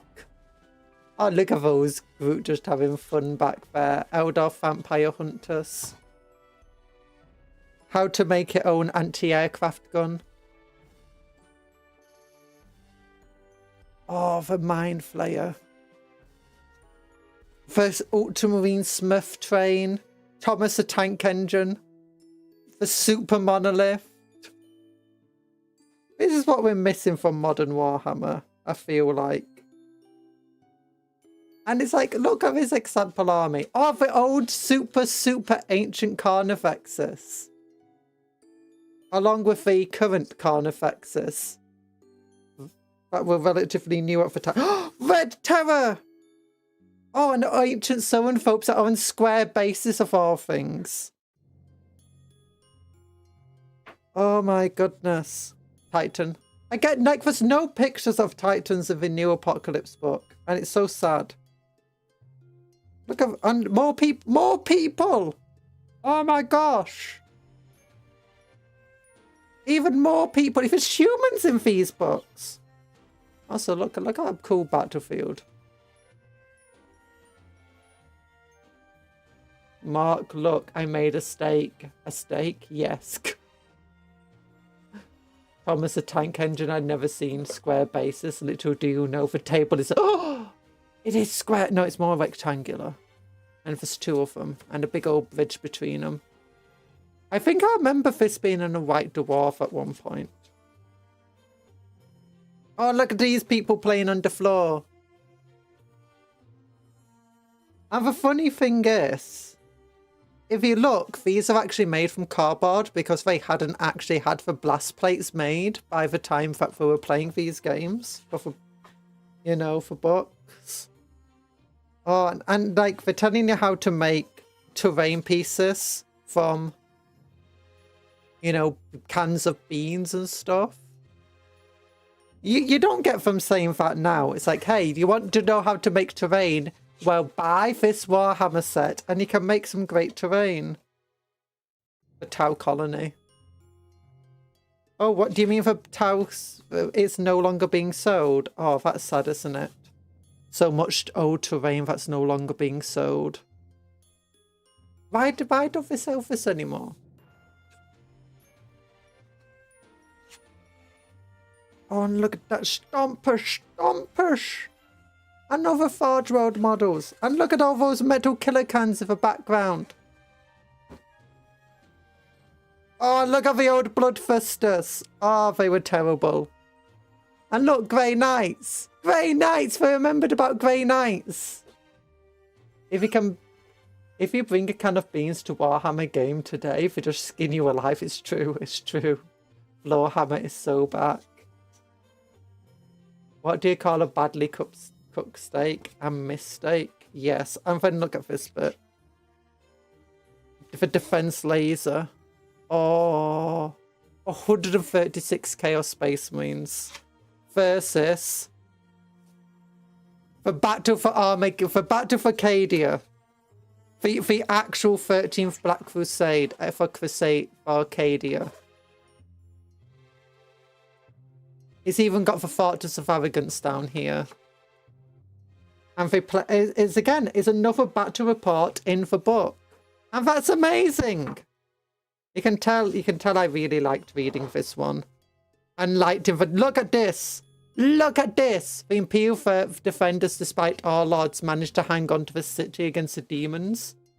But not only that, but Abaddon himself fell to the sword of Captain Stern. Look at that! Grey Knights versus the Armless Abaddon. Oh. See, the 13th Black Crusade failed, and we know it failed. I've got the battle report right here. Cadia still stands. GW needs to start selling. Oh my gosh, yes, GW beans would be amazing. You know what's really annoying? They put up these lovely displays for shops, but head office folks complain because everything in the shop is supposed to be able to be built with GW products. Yeah. I want GW baked beans. And then you got rules of, I mean, this is where the new rules are better. Like, as complex as many pages as there are, you're not getting these giant blocks of text. But this is just constantly for every single thing. Like, you have to memorize enough stuff. It's like every army, and this is like where the first rules of Baneblades, you couldn't use them in normal games. And how many points were they? 500 points for Baneblade. Same for the Hellhammer. Fortress of Arrogance was 846. This is the old rules for him. And this was back when they had armor. Rather than whatever, it had 3 structure points. Oh look, it's Sol Bailey, but not to ask the Xionchian shenanigans that's obsessed with bananas. Yeah. Oh yeah, then you had like these cool recon groups and stuff you could make. And Ogre and Auxilius. And there was just loads of rules like this. Also, it got things about like how they do organization, which was really interesting.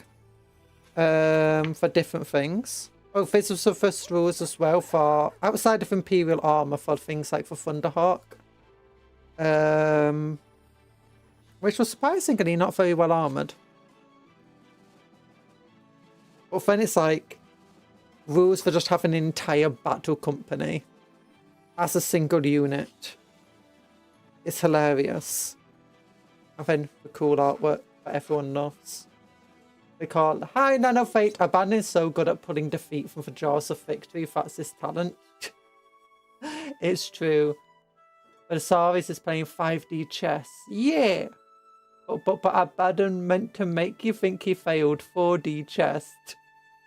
They call him 007, 0 wins, 7 comebacks. 0 comebacks, sorry, 7 story rewrites.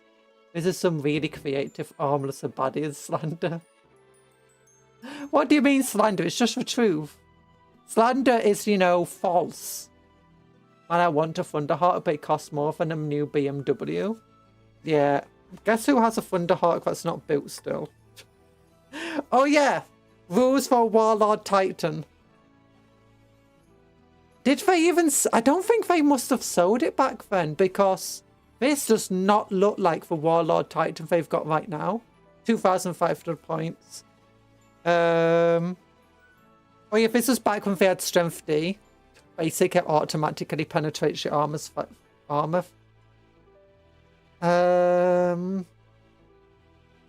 Falcon Mega Bolter used to be a heavy 15 weapon, so it got 15 shots. Strength 6, AP 3. Oh gosh, it's absolutely insane. Thunderbolt Fighters, Marauder Bombers on the next page. Orcs. And then again, more lore about stuff they do, about the different wars. I've only got 2 types of Stomper. For Big Stomper, 600 points. And for Big Mech Stomper for 650. Wait, how expensive was a Warhound? A Warhound? 750 points.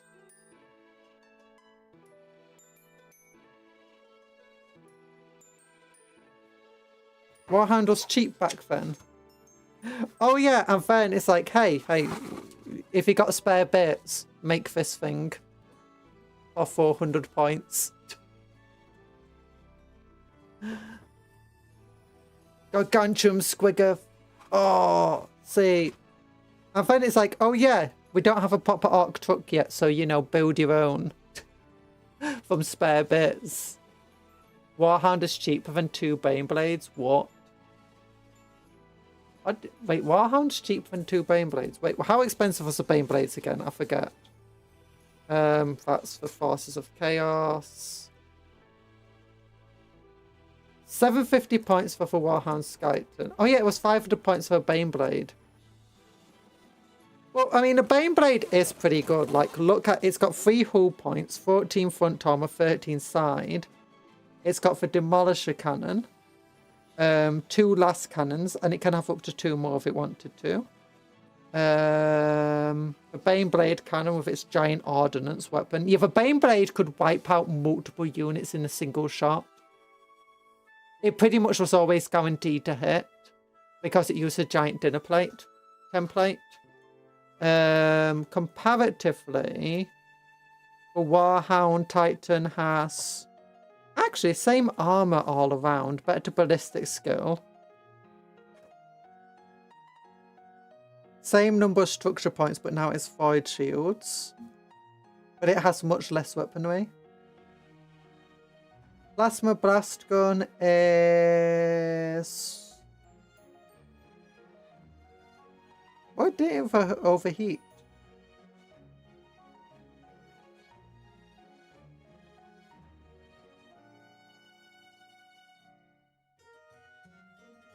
Okay. Killicans. Eldar. Revenant Titan you can't get anymore. But Nightwing Interceptor. Which, you kind of got replaced. Spirit Hosts. Oh, the Tyranids. And my favourite, 1250 for the Hierophant. Why is the Hierophant 1250? It's because monsters were just so much more powerful. Like, it's got 10 wounds. Meaning that it took like 10 shots to kill this thing. In theory, you could kill a Warhound in 5 shots. Potentially less than 5 shots. The barbed hide rule was 700 points for this cool thing. Then you got for old sewing folks that would always snap off that tiny little bit they've got. You're gonna have fun, praise the Emperor before the Inquisition finds you. Yeah, praise the Emperor! I saw someone post a multi-million point army and my first thought was, oh cool. I could have bought 3 houses. A multi-million point army, what the heck? How do you have multi-million points? Oh cool, they don't have this anymore, do they? Air superiority fighter. Narlock hunting pack. Necrons. Oh yeah, the giant gauze pylon. And we got a little Necron for scale. Banana for scale. Yeah. That's an AA weapon, by the way. Anti-air. And the Dark Eldar just didn't get anything. Literally, this is all the Dark Eldar, 2 pages. Yeah, the Dark Eldar have been... Oh my goodness! You want to see the original Brass Scorpion?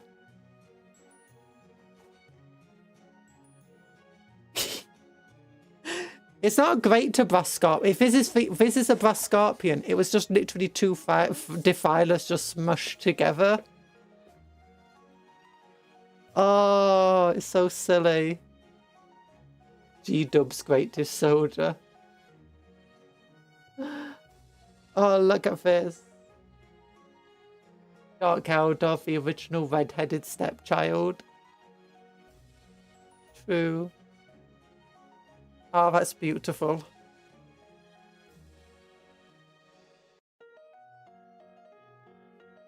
I can't say the show was multi-million points, but it did have like a few hundred figures. Oh. I can't comment on that. Oh yeah, for old, great and clean one.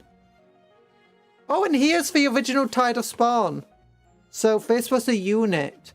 And what you'll do, your unit special ability is to turn into Chaos Spawn. But now you can do this again, which is pretty cool. We're just looking at the Tide of Spawn before. Slaughter of the Can Factory. And again, another battle report.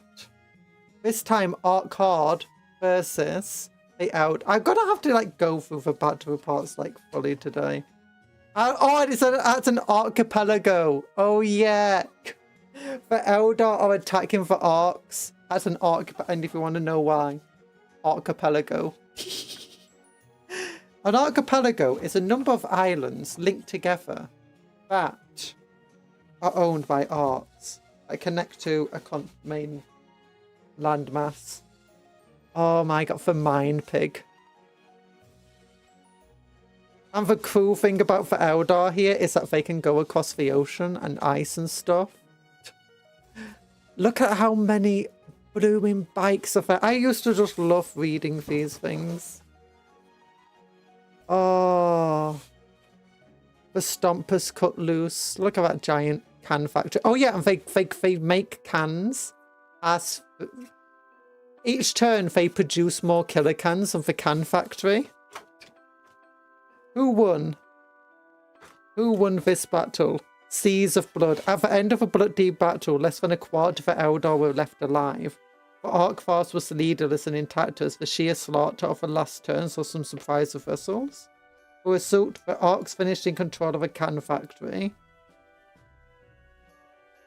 The Eldar had captured the central citadel and annihilated the Orcamek and controlled the Mine Pig objective.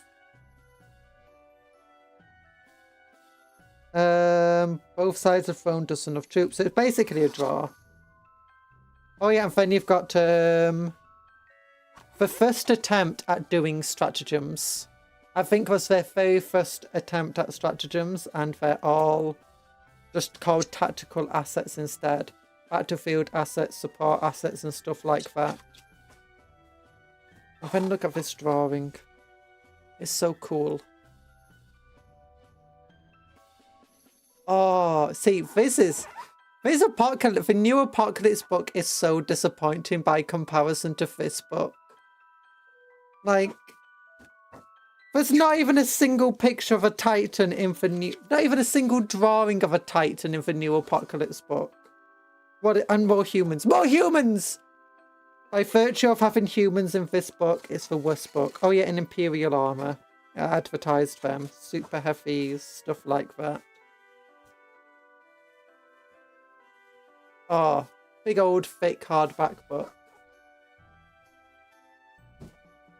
By comparison, this thin, tatty fingers. It's meant to be a cool book. It's like, where's my battle reports, GW? Where's my... I mean, it does have a few cool... You got your stratagems here. Wait, the Grey Knights, what's their stratagems? Ward of Unmaking. Roll 1d6 for each enemy unit within 6 inches of your unit. That completed a charge move this turn. On a 2+, that unit suffers the same number of... Okay, that's the exact same thing the Guardsmen have. Gain anti-monster and anti-vehicle 4+ on a unit. Okay, Forbidden Unbinding. One Grey Knight's character. Select one of the following effects until the start of your next command phase. While an enemy unit is within 7 inches, that enemy unit has that effect. Subtract 1 from the hit roll. Worsen their save by 1. Worsen their move, leadership, and OC by 1. Select up to 3 Purify squads until the end of phase. Add 1 to the strength and damage characteristic of Purifying flame weapons equipped by models. Yeah, the Grey Knights really don't have any cool stratagems here. How do you make your own thing back then? There wasn't exactly accessible 3D prints. Plasticard. Plasticard. You might have seen it a few times in that book. It mentioned using Plasticard. Generally, that's what you did. So Plasticard is, if you don't know, it's like pieces of cardboard, but it's tougher. You can still fold it, but it'll keep its shape. And you can cut it out relatively easily with things like, you know, a decent pair of scissors or knives. So you just cut out different shapes, put it onto the side of your models, or you just simply buy something. Like, I built 2 squiggers using toy dinosaurs and some plasticard. I built my own Gargant using cardboard, just random bits of tubing and stuff. Loads of spare arc bits I had. It's generally what you did. It's a bit like now where you see people kit bashing. That's a lot of what it was back then. There was also a lot more terrain being sold. Also, hi Flash. You'd buy a block of plastic and sculpt your mini with a chip. Oh, actually, that is another thing. People would buy, you know, polymer clay and stuff like that, or just green stuff and sculpt it themselves. I did a lot of sculpting back then. The GW sculpting tool was also really good that they sold. I'm sad that they don't sell it anymore. What else would you do? I don't know. You just make it from whatever random stuff. People didn't judge too hard, even if it wasn't fact. Like, my first attempt at stuff like that didn't go very well because I was a kid trying my best. Oh, what are we? Ancient Greek sculptors? Are we Ultramarines? I mean, the answer to both of those questions would be yes if we were an Ultramarine. They enjoy sculpting. Like, they're based on the Greeks and Romans. Ancient Greeks and ancient Romans. Are we human?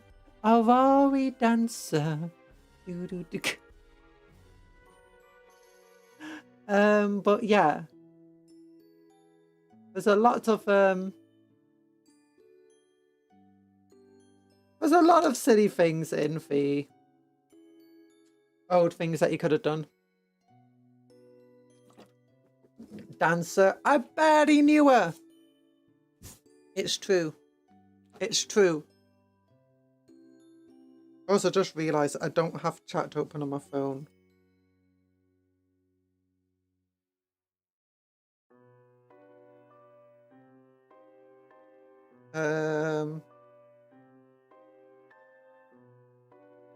There we go.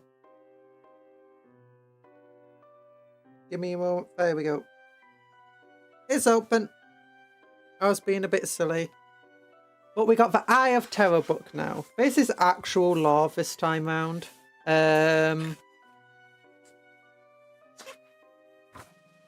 Oh, cool new art. So what's here? Upon the bitter path of destruction, the heretics of the Iron Warriors have surged for Eye of Terror against the bastions of the Adeptus Mechanicus, opening salvos in a nightmarish scheme of conquest.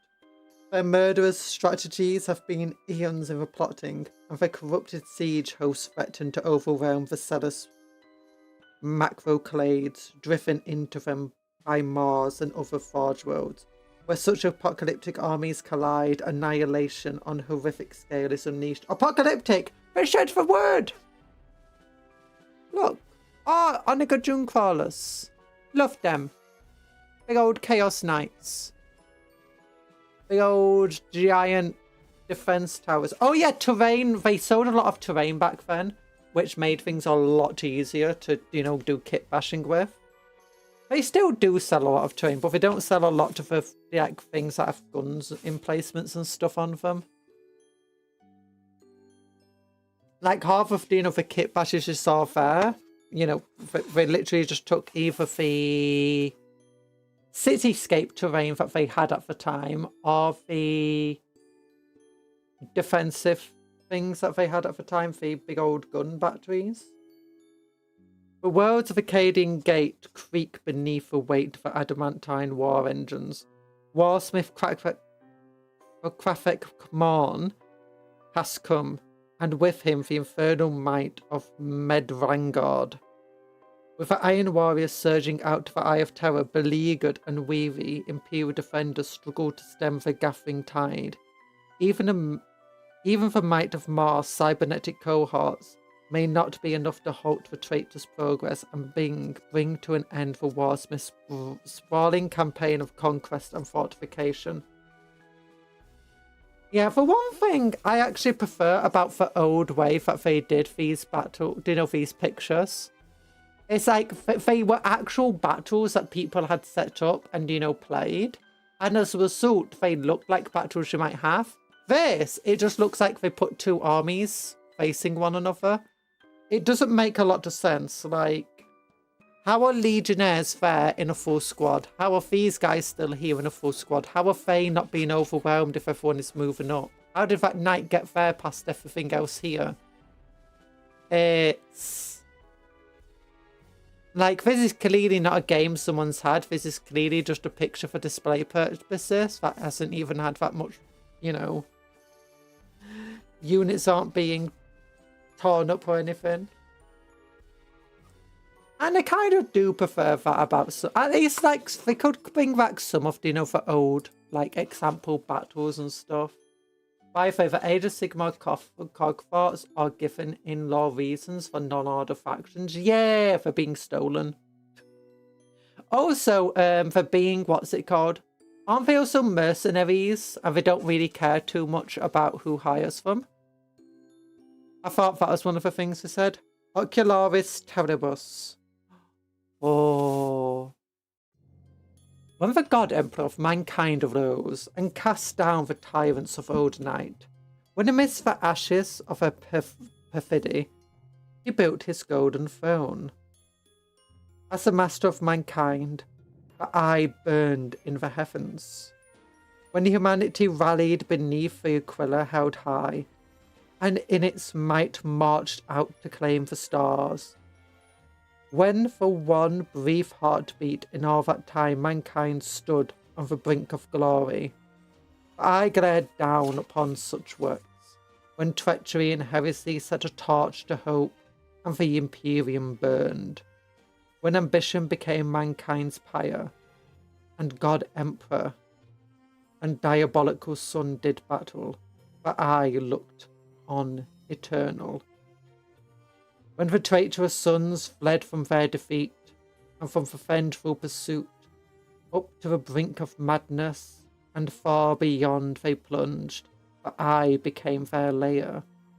It burns there still, in the poisoned void, It glares, its hatred ever blazing. It churns as it always has and always shall. But for traitors, in this final hour they spill from the eye. Suppressed extract from Prophecies of a Seer, Magnesia. Oh look, it's that one drawing. Time to scave the heck out of his cockpit! Yeah!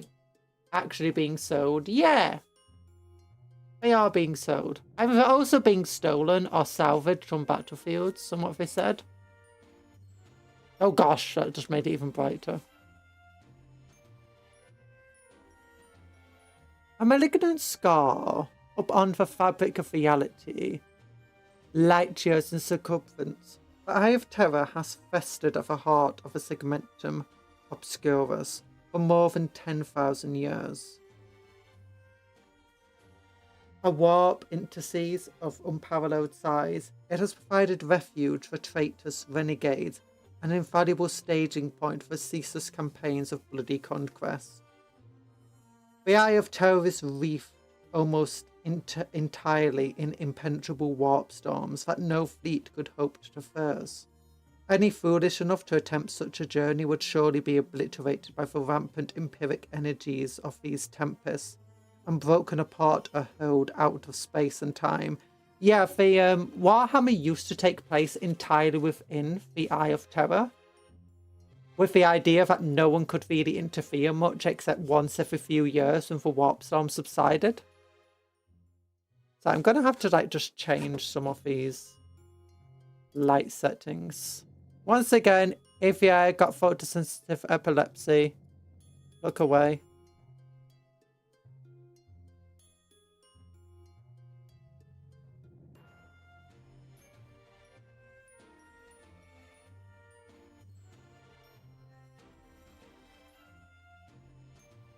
There we go. Okay, it's finished. Eye of Terror is like hell, Tortuga, Wacko, Pirate Port, and Purgatory all in one. True, true. Even the outermost fringes of the eye sphere of corrupting influence, many light years from its heart, are subject to distorting and mutating phenomena capable of corrupting the mind and body, even the most physically hardy and headstrong traveller. These inherent dangers ensure that most sane humans keep their distance. Yet they have also conspired to turn the Eye of Terror into a sanctuary for chaos-worshipping traitor legions. Sorry. A refuge for traitors. Actually, let's read Cadia first, because Cadia is cooler.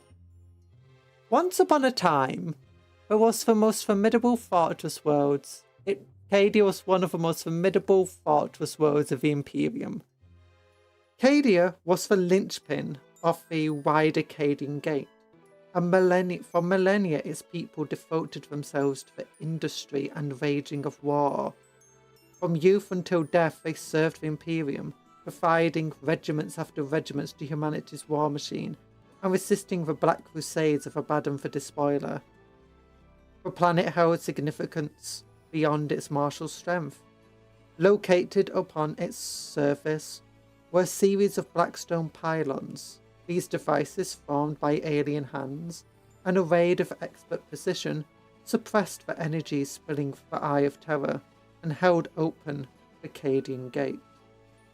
With each of its forays into reality, Abaddon had targeted this network of pylons and other structures like them, weakening their effect until, with the destruction of Cadia, their influence was broken once and for all. After the planet's fall, many within the Imperium came to refer to it as Cadia Mortis. They categorized it as a mortar world and used its death as a bleak chronological reference point. A refuge for traitors.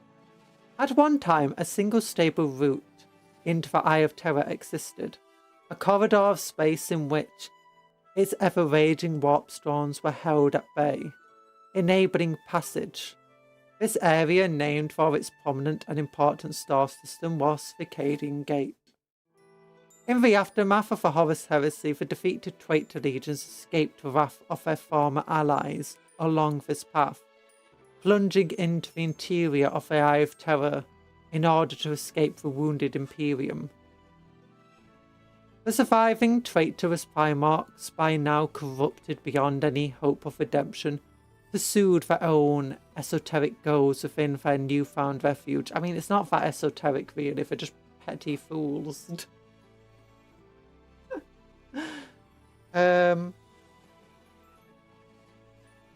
Leaving their sons to fend for themselves. Wars raged as brothers turned on brother, and once glorious armies fractured into myriad warbands, as aspiring champions of chaos sought to butcher their way to glory. The Loyalists, their own military strength depleted by the bitter fighting of the Horus Heresy and the subsequent scouring, thought better of pursuing and opted instead to contain the threat. In the centuries that followed, the Cadian system and the planet Cadia specifically would be transformed into the most heavily fortified bastions of humanity, save for the Sol system. It would be the duty of Cadia to watch over Eye of Terror and to prevent the curse of the traitors from striking forth to visit vengeance upon the Imperium. No, Petty Turbo was the only one being petty. Fulgrim was on copious amounts of substances. Yes, Petty Turbo was really the petty one. Fulgrim was just, you know, he was just having a whale of a time, like the punk rocker he was. Hello, Night Parade. We've been looking at the old Apocalypse book and comparing it against the new one. The new one doesn't stand a chance. Fulgrim was full of himself. Yep. Fulgrim is full of himself. In more ways than one. Despite Cadia's formidable might, traitor space marines and demons would continue to make forays into reality in search of plunder, bloodshed, and simple vengeance. Most such incursions were swiftly repelled or dispersed. The raiders driven back or destroyed by the overwhelming martial might of the Imperium. Some such invasions, however, were more far-reaching and destructive in their effects. Greatest of them all were the Black Crusades, launched by Abaddon, the Despoiler. He alone possessed the singular vision, charisma, and power to unite the desperate followers of chaos, and pose a significant threat to the wider Imperium. Each Black Crusade caused untold destruction. Some saw entire worlds destroyed. Others resulted in captives being seized or ancient weapons wrested from the clutches of the Imperium. These assaults were also precursors, strikes against arcane targets that weakened the weave of real space, and what a fault line that, thanks to a final string of cataclysms, would split open to become the Great Rift and bring the spoiler of victory he had laboured for millennia to achieve. Retcons! They are retcons, that's what they were. Is Apocalypse a big game? Oh, yeah, it's a big army mode. The one with like 16,000 points of model aside. The 13th and largest of the Black Crusades crashed home with greater force than any before. Such was the tide of malevolence that Abaddon had drawn to his side even a seemingly unbreakable bastion such as the Cadian system, and could not hope to withstand it. Wave after wave of vengeful heretics and their allies swept from the Eye of Terror to sate their bloodlust and break the Imperium's hold upon the region. By far the most grievous casualty of the fighting was Cadia itself, shattered by the impact of the despoilers Blackstone Fortress, Will of Eternity. The Citrix Maledictum. The fall of Cadia was followed by further catastrophe. A chain of warp rifts erupted from the breadth of the known space. Empiric storms drowned entire systems in corruption. This galaxy-shattering event saw the light of the Astromonicum blotted out across half the galaxy, leaving vast regions of the Emperor's realm isolated and vulnerable. The Eye of Terror lay upon the central fault line of this so-called Great Rift, and expanded greatly in its aftermath, swelling to engulf much of the former Cadian Gate. The Cadian system was inundated. Cadia itself, already torn apart, saw its shattered continents overrun by demonic creatures. The neighbouring planets Macaria and Cassorn Macaria were utterly obliterated, and the majority of the surviving Imperium soldiers forced to flee. Tides of demons, chaos space marines, and other devotees of the Dark God spilled like gore from the newly opened wound in reality, swelling Abaddon's forces and striking out to the wider galaxy in pursuit of fresh conquests. With the Cadian Gate forced open, there was nothing to stop them. The amount of retcons Abaddon's had, you know, because at first he was like so badly broken that, yeah, he did rip open a hole in the galaxy in the end. Or did rip the galaxy in half. Well, first his crusades all failed, including the 13th Black Crusade. Then suddenly the 13th Black Crusade succeeded, and the other ones, you know, were all just completing various goals that were only known to Abaddon. And then, but at that point, it's like his forces were absolutely smashed. He couldn't really capitalize on anything, and now he can capitalize on it. What? Genesis of Terror. The decline of the Eldari is one of hubris and wit, of hubris and sorrow. Possessed of technology beyond the wit of man, the species lived of comfort, absent from hardship and toil. Without needing to labour, the Eldari were free to pursue their desires alone. Thus began a descent into decadence and excess as to doom their entire species. The emotional resonance of their depravity was soon reflected in the warp, and from their curdled emotions and obsessions, Slanesh was born. The hypothesis of this new god saw an apocalyptic eruption of psychic energy, and saw the spirits of billions consumed in an instant, ripping the heart from Eldari Empire, and leaving the hideous scar upon the galaxy that would later become known as the Eye of Terror, or Oculus Terribus. Oh, Fall of Cadia timeline. Ante Cadia Martis, 0 hour. The first of Abaddon Despoilers Fleet. Oh yeah, if you're wondering about Agripinaa and why it's in the title, honestly, we're probably not going to get to it, but the Ace for Siege of Agripinaa over here. There we go. Which is a Forge World. Well, this is just a book of lore. You got the Knight's Destrier in here. You got Furia Gould.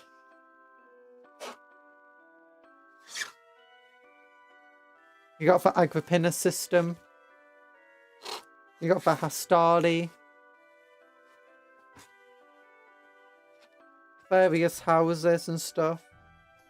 It's pretty fun. And of also, you got the Hydra Fault, the Alpha Legion.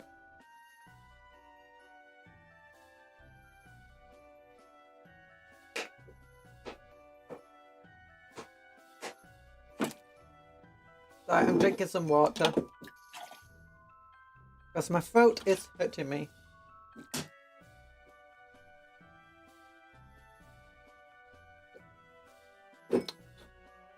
Cadia fell so many times, dude. Never, never.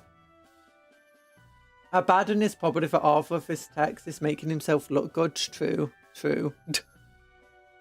Cadia fell so many... You don't know how many times Cadia fell. You know, I didn't lose my Blackstone Fortress. I mean, Abaddon didn't lose a Blackstone Fortress. You know, it was tactical. It was tactical. The most important... One of the most important assets available to Abaddon. You know, he didn't need it. He didn't need it. He just threw it at the planet. Because, you know, he's so cool. The first of Abaddon, the Despoiler's fleet surges out the Eye of Terror and descends upon the fortress worlds of the Cadian Gate. Above the planet Vigilatum, the Armada meets the mustered naval forces of the Battlefield Corner and Scarvus, Both Imperial fleets are destroyed by the despoilers' vessels, with their naval assets obliterated. Cadia's defenders, led by Castellan Usker Creed, are left with little choice but to dig in and prepare for the inevitable invasion. I tactically let my enemies crash the ship into the planet. You have no idea. No, he crashed the planet. He crashed the ship into the planet by ramming Some it say the with another song ship. Tub Thumping is really about Cadia. 'Cause I get knocked down, but I get up again. You're never gonna keep me down. True. It'd be so funny if, like, they get future lore of the Imperium recapturing Cadia, putting more Blackstone things on it, for pylons, closing up the rift, and then reinforcing Cadia again. That would be the most hilarious thing. I think they are slowly stitching up the rift though, aren't they now? At the instigation of the Shadow Seer, Selendry Veilwalker, Belisarius Carl journeys to Eriad 6, a planet at the fringes of Acadian Gate.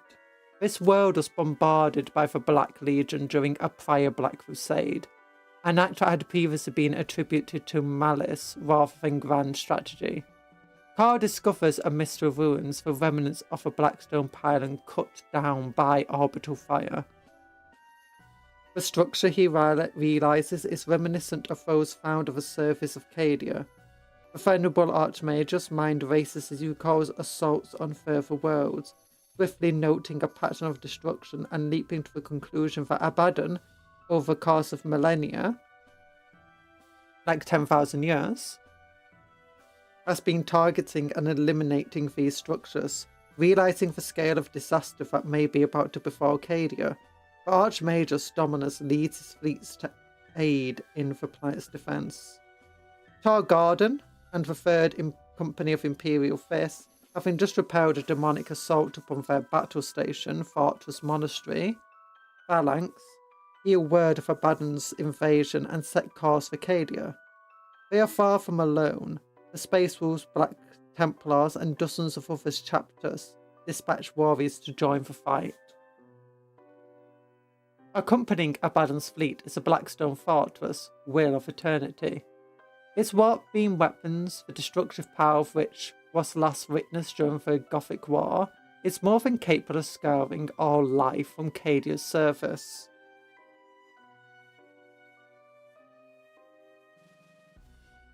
Cognizant of a threat, agents of Adeptus Mechanicus strive to bring their newly completed Null Away online, for only this shield can protect the planet from the Blackstone Fortress's wrath. To buy them time, Wolf Lord Sven Bloodhowl leads a desperate boarding action against the Will of Eternity to no avail. Just as the weapon fires, however, Casa Graf's Null Array flares to life, much to the surprise of its Adeptus Mechanicus operators. Only later will they come to suspect that their creation had been adapted with Xenos technologies. Yeah, let's be fair, Imperial and Chaos ships' names go hard. True, true. The Unbroken Vow, that's a ship. The Unbroken Vow is a ship in the Mark of Faith series. Yeah. Which is a pretty cool name. Well, yeah, we saw this in what's it called? When we were playing the Battlefleet Gothic game, all of this happened as this dictated. Assault on Casa Graf. On the continent of Cadia Secundus, the demon prince Ukfanos assaults the Kriegan gates of Casa Graf, seeking to destroy the null field. At this time, even as Earthanathus' warriors butcher their way through the fortress defenders, a refrain that will become familiar in time takes hold amongst the Cadian soldiery. Cadia stands. Oh, that's what I'm saying. Well, Earthus succeeds in breaching the fortress and destroying the null field. The victory is short-lived. Saint Celestus joins the fight, engaging Urcovenus in a duel, in which she emerges victorious. Reading some of the goals of a Black Crusade, Abaddon could have achieved the same results with small strike teams and not lost large amounts of his own forces. True. Like, his goal was to destroy black pylons, the monoliths and stuff. That the Imperium didn't even feel as important. That they weren't protecting. They could have literally just sent in cultists with a few mines and stuff to, you know, blow it up. Although maybe the mines wouldn't have worked. But either way, they've got to send cultists to do a ritual around the pylon and, you know, summon the demon to destroy it or corrupt it, which they can do. But no.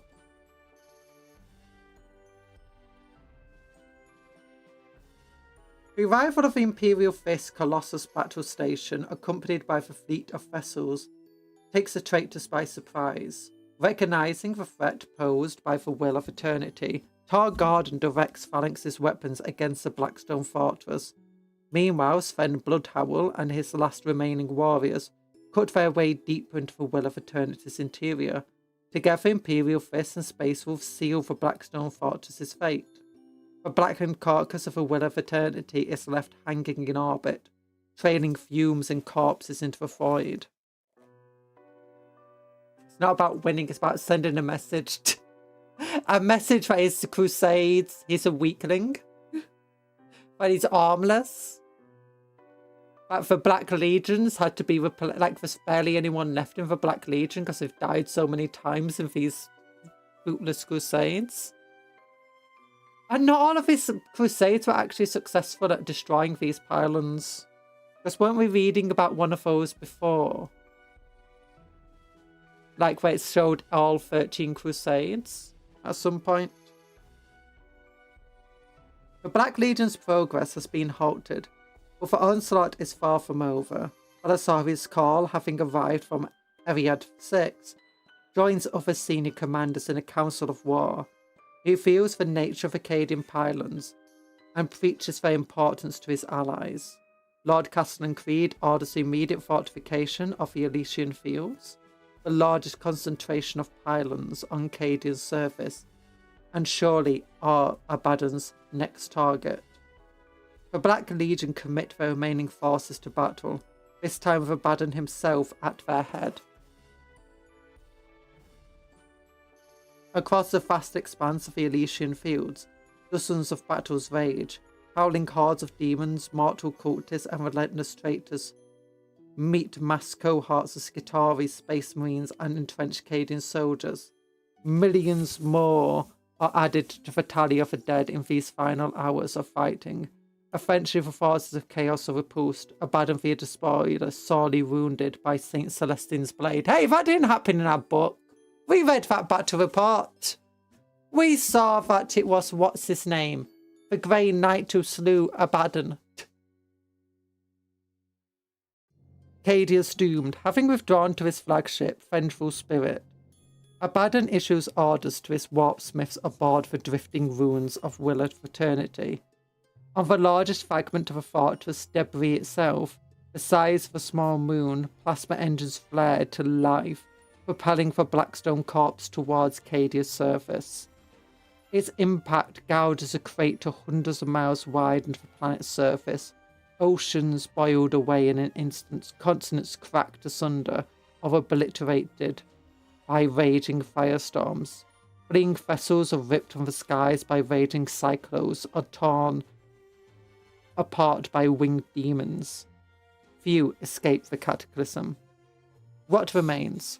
The destruction of Akkadian pylons allows tides of empiric corruption to course from the Eye of Terror. Swathed in warp energy, Cadia is transformed into a demon world, and the Cadian Gate is opened wide. The energies of the unreality swamping its systems unchecked. Almost simultaneous to the fate of Cadia comes the opening of a Citrix Maledictum. This event sees the galaxy and the Imperium split, divided by a chain of interconnected warp storms.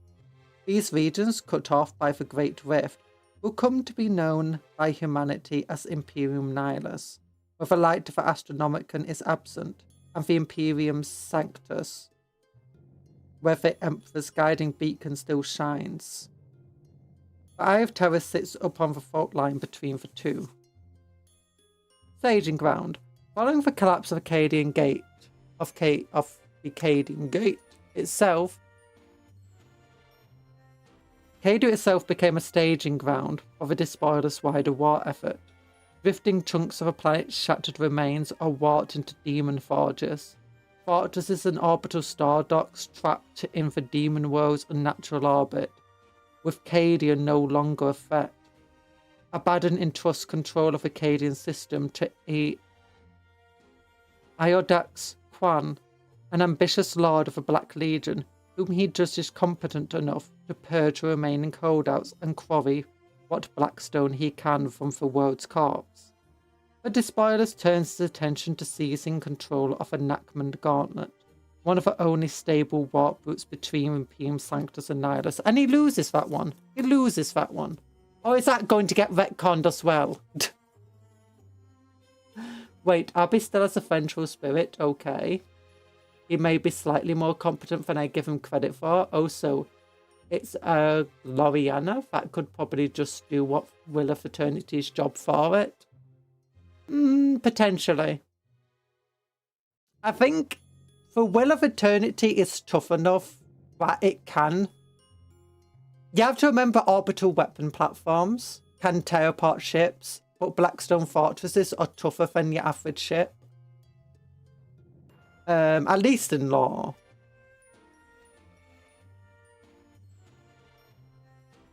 And, I mean, a Gloriana vessel, as good as it is still vulnerable to go in. I want to blow up this planet.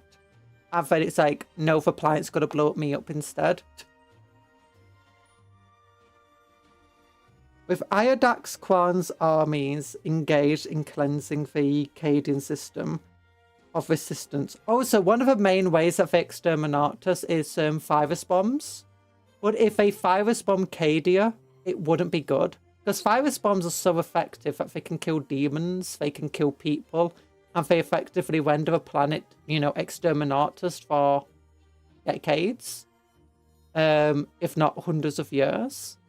But they need to destroy the pylons, and they can't exactly destroy the pylons if, you know, the planet is a poison hellscape that they can't go on to.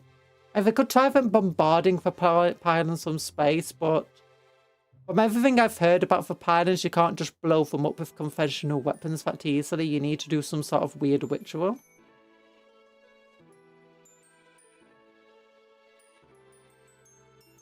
With Iodax Quan's armies engaged in cleansing the Akkadian system of resistance, more traitor legions forces spill from the Eye of Terror. War bands of the Word-Bearers converge on Shrine Worlds and other bastions of the Imperium Creed. Night Lords raiding parties indulge their lust for violence in attacks on isolated outposts, and further heretic war fleets threaten the Tauros, Vendara and Olivedos systems. Amongst others, the Imperium's commanders are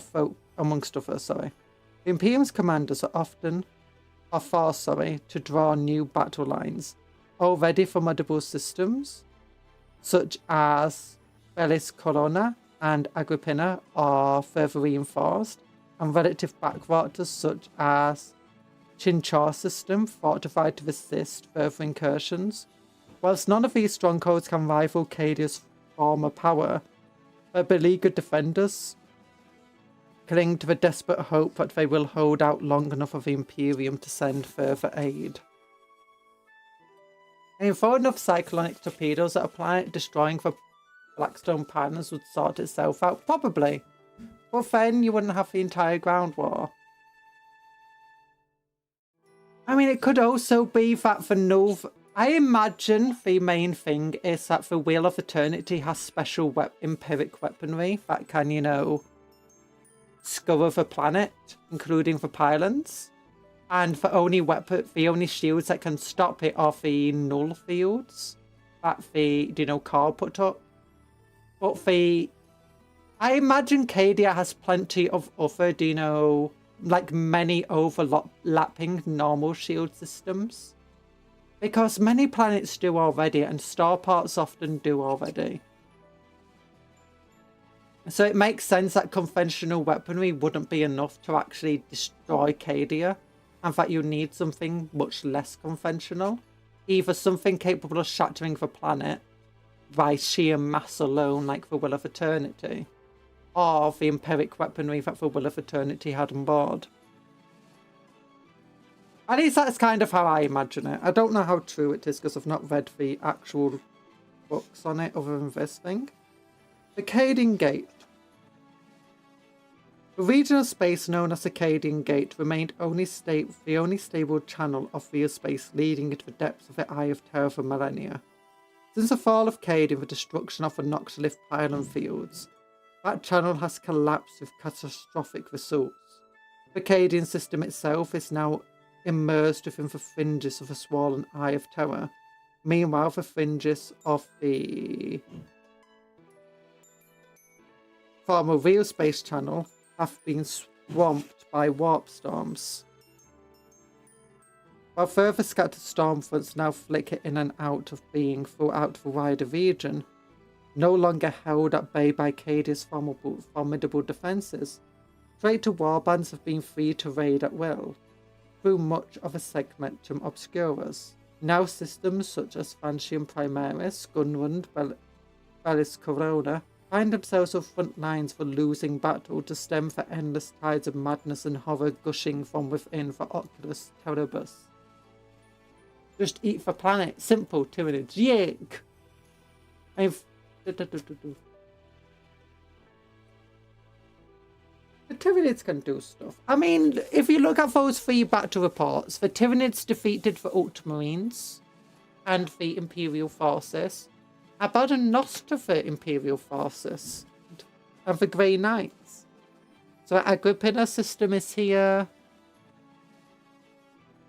Weapons testing world, waste world, hive world, population low. Hive world, population low. What the heck? That's not meant to be a thing. Hive world, population, yes. Phosphate low and just type yes. But this is an oxymoron. Agripinaa, Forge World, Morton Quay, Naval Base, Imperial Stronghold. Agripinaa's been like a major world in the lore for ages. Orox, Fortified Mining World, Yaymar, Plasma Vapor World, Barant, Orbit, Critical. For good run system, so you got some Chrono Anomaly. You've got Nalis being a war world. Gundrun itself, a fortified Neo-Cadian recruiting world. Okay, so that's a new Cadian recruiting world. Let's turn on this light so we can actually see a bit better. Lake Tora, Death World / Forbidden. Kalok, Munitions World. Verifold, besieged by orcs. Other orcs are besieged, I'm not sure. Then you got Vancella's World, reported Alpha Legion. Industrial World, Cult Uprising over here. Opheria, Abandoned. I do wish you had more things about the gravity on planets, to be honest. Like, look at the different sizes of planets here. It would be fun if the basic missions that they brought back, like, do you know the twists? They could bring back the twists in some way, but like focus on things like gravity, low oxygen and stuff like that. Or just like build them into missions. Imperium Holdfast under fortification. A warp hazard is over here in the Chinchar system. A Night Lord base is this planet. And warp tainted forbidden. So the Chinchar system is really not doing well. They got cult uprisings, a planet's being abandoned. One of them's got the Alpha Legion. One of them's got Night Lords. Another two are got warp issues going on. So that's a Cadian system. The Chinchar system is... Oh, the Chinchilla system. Where Where's the chinchilla system? I can't find it. Agripinaa is over here. So there's Cadia. There's the Eye of Terror, Agripinaa. The good run system is... Okay, I'm guessing it's just in these subsectors over here. Sentinel World, subsector. Okay, so the good run system is... No, I don't know actually. Because that's not lines, that's just lines on the page. It's not saying it's where they are. No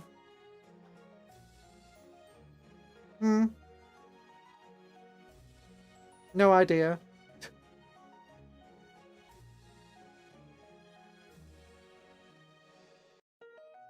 Okay, the Thracian Primaris system. Ah! Oof, Night Lords and Alpha Legions, Skin Layers and Flayers and Spy Lords, yep. And a whole load of Warp Taint. Okay, so this place is contested by the Black Legion and Alpha Legion in the Thracian system. Thracia, I love Thracia. Which, again, isn't here. Then you got Messina, a fortress world, a corrupted forbidden world of Tantris up here. Elnora Delta, confirmed Night Lord sightings. Neocadian recruiting world, fortified subsector capital. Confirmed Death Guard on this planet. Okay, so you got the Night Lords again. Out for Spy Lords and for Black Legion are fighting each other. Renegade Stronghold World. And a confirmed Death... Yeah, that's not a good place either. Okay, the Cadian system. Cadia is a demon world. Casa Horn is a mutated world. Macaria is mutated world with a Cadian holdout on it. That's nice. Over on Casa Somen, Warp Saturated Cadian holdout. Corvus Ruined World. Bossin Scoured World. Wait, isn't Scoured good? Like for the Imperium, that's like equivalent to Exterminatus. Warp Star over here. Status Out to Phage, Vigilentium, and Cassar Partak and Solar Martius, Melded Demon World. So they've not... So Abaddon's not even managed to retake the entirety of the Cadian system yet. It's been hundreds of years, you my man. Well, it's the Corona system. Oh no, this is a bad one. Death Guard everywhere, betcha. Confirmed, Death Guard. I told you. Forgot the Corona over here. Fire World, Antar, Pleasure World, Emperor's Children. No, the Emperor's Children took over Pleasure World. Iron Warriors, Void Siege. Naval Base, Imperium, Bellas's Corona. Corin Belt, Radioactive Meteors. Omen Worlds, Word Bearers. Stronghold, Iron Warriors. Stronghold, Iron Warriors. I'm guessing its population is low because it's, you know, being put... The population has been forced into war everywhere.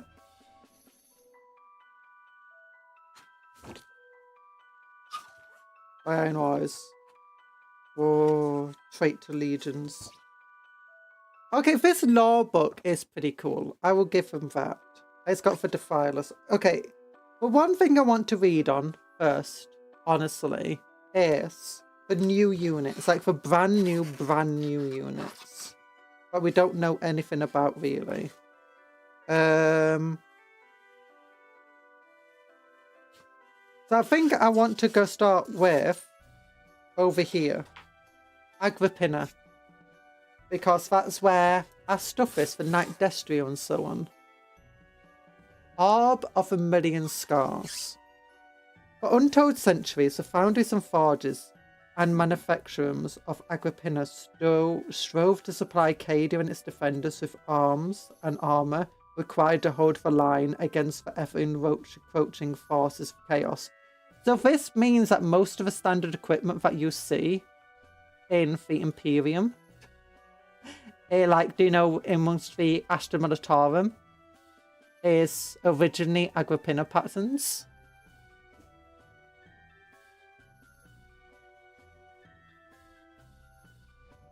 Agrippina's importance to the segmentum obscuris was not measured in production and distribution alone. Countless times have the covetous agents of the Dark God hurled themselves against the Forge World's defences, seeking to plunder its technological marvels. In relentless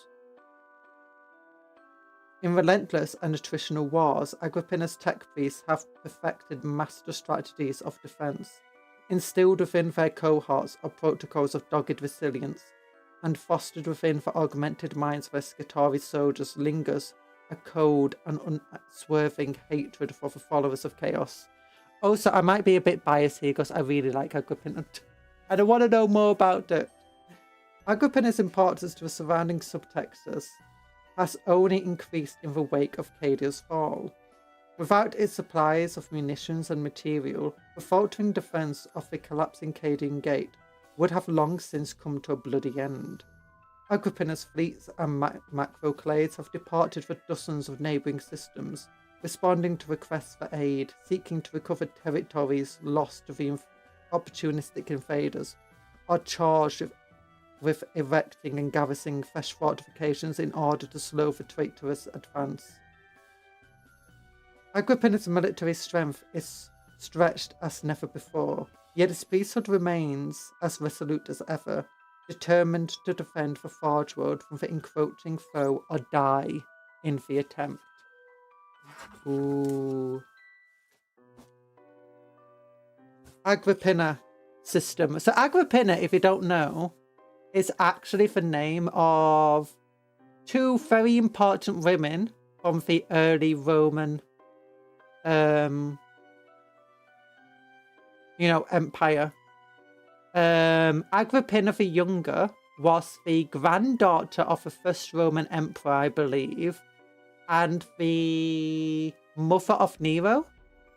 Did you know that one? Nero, the crazy guy who, trusted his horse more than anybody else. That was him, wasn't it? The guy who, wanted to marry his horse. But yeah, she backstabbed, poisoned, did all sorts of weird stuff to make that happen. And then she got betrayed 5 years later. And she's cool. And her mother was Agrippina the Elder. And she was also quite a significant and important person, married to one of the greatest generals of the Roman Empire at the time. Had significant influences even after his death. Not a great genetic resume, but I'll allow it. Yeah. But she is... She's one of the most important people in sort of Roman history. And a very interesting person to read about. Amongst the besieged worlds of a former Cadian Gate, few are considered as crucial to the Imperium as Agrippina. No other of the region worlds matches Agrippina's output in weapons and material, nor equals its military strength. Duty to the machine comes before duty to the flesh. We give our flesh that the machine shall endure. Agrippina, Fabricator General. Prad, Warden Null. For countless centuries, Agrippina was one of the primary suppliers of weapons alongside its fellow Forge World, Cantrial, Cadia, other fortified planets in the vicinity of the Eye of Terror. Cadia and other planets, sorry. Agrippina's production lines churn out a wide range of military equipment, from high-caliber auto guns to heavy battle tanks. I wish the Agrippina auto guns were better in Ravenfield where we used them. The auto guns kind of suck. That's partly because they just haven't been updated. But yeah, they were... I really love a lot of the stuff they do. I love a lot of the patterns and so on. Such as the Lehman Russ Eradicator. For Eradicator, is that for one with the auto cannons? Or is that for one with the plasma cannon? Either way, amazing thing. Agrippina's scale of production is so large that its refineries require a daunting amount of raw material to keep furnaces and forges burning for worlds and moons of the Agrippina system, and dozens of distant worlds claimed by its priesthood have been cannibalized in the name of industry. and their natural resources reprocessed to better serve the forged world's war efforts. Ravaged worlds. Agripinaa system's innermost worlds include Bombardment, a gaseous planet whose decaying orbit draws it ever closer to the system's star. The burning atmosphere of Bombardment is trawled constantly by heat-resistant extractor vessels that siphon plasma vapor from the searing skies and haul it back for use in Agripinaa's manufactories. The barren planet Orax, meanwhile, has been mined down to its very core. In the system's prime habitable zone orbit Agripinaa itself, the formidable naval strongholds and fortified dockyards of Morton's Quay, Key and Orient, and the high road Narcine. The majority of Narcine's citizens have been drafted to toil amongst the labour clades. Oh, so they're not being drafted into military, they're being drafted into labour. That makes sense. I think Eradicate is a Nova Cannon, but I shall now do a check. Thank you. Oh no, the Exterminator I think is for autocannon. And the... Yeah, Nova Cannon, rest in peace Eradicator, since it lost its ability to fight its Nova Cannon in close quarter combat. Yeah. What does its ability do now? I forgot what it does. Oh, is it the thing that like prevents people charging or something? Like reduces movement by 2? I don't know. The majority of Narcine citizens have been drafted to toil amongst the labour clades that staff for Agripinaa's forges, are selected for impressment into Agripinaa's Skitori legions, leaving the once teeming hive world's population critically low. At the edge of the system are Chiros, an irradiated landscape scarred by centuries of weapons testing, and Urath, a death world and waste planet coated with poisonous detritus of industry and warfare. -1 damage if it has cover. Oh yeah, that's not bad actually. I mean, because everyone has cover right now, and if you combine that with the new 11th edition rules, that could be insane. Especially with objectives. Just drive it onto an objective, it's now in cover against everything.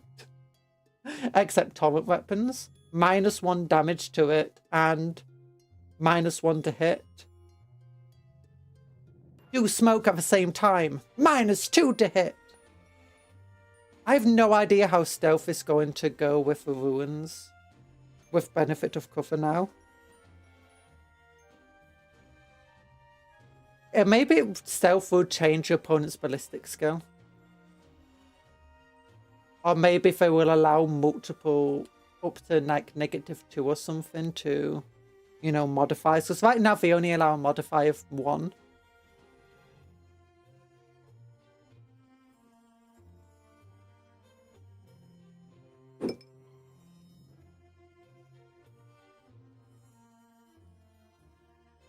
As the millennia have passed, the ever-escalating hunger of Agripinaa's manufactorum has stripped its system planets and foes of its neighbouring star systems of almost all their salvageable war materials. This has required the Forge world to stake further claims on resource-rich worlds throughout the neighbouring subsectors. This rapacious hunger for raw resources has been further exacerbated by the fall of Cadia, collapse of the Cadian Gate with a manifestation of a Great Rift. Long renowned and respected for the size, strength and indomitable resilience of the Skitori forces, the Forge World's once mighty armies have been stretched impossibly thin by the influx of Chaos forces. One thing I will say is this sounds kind of silly, because in lore, the resources of Sol have been considered to barely be tapped. After 10,000 years, they're barely tapped. And this is suggesting that the Terror is both a hive world, a cathedral world, and a forge world. Like, you might not think it's an industrial world. It produces a hell of a lot of stuff. On top of this, you've got Mars producing a hell of a lot of equipment. And you've got half of planets being inhabited.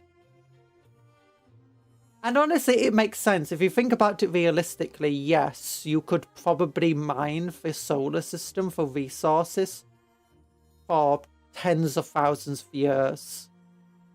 10,000 years, you're probably still not broken it through. Just because, like, you got so many asteroids that are going to be resource rich, so many moons. And then you got to think if we've actually split open a planet and get to its core and stuff. So much more. So the idea that Agripinaa, you know, is like this is a bit crazy.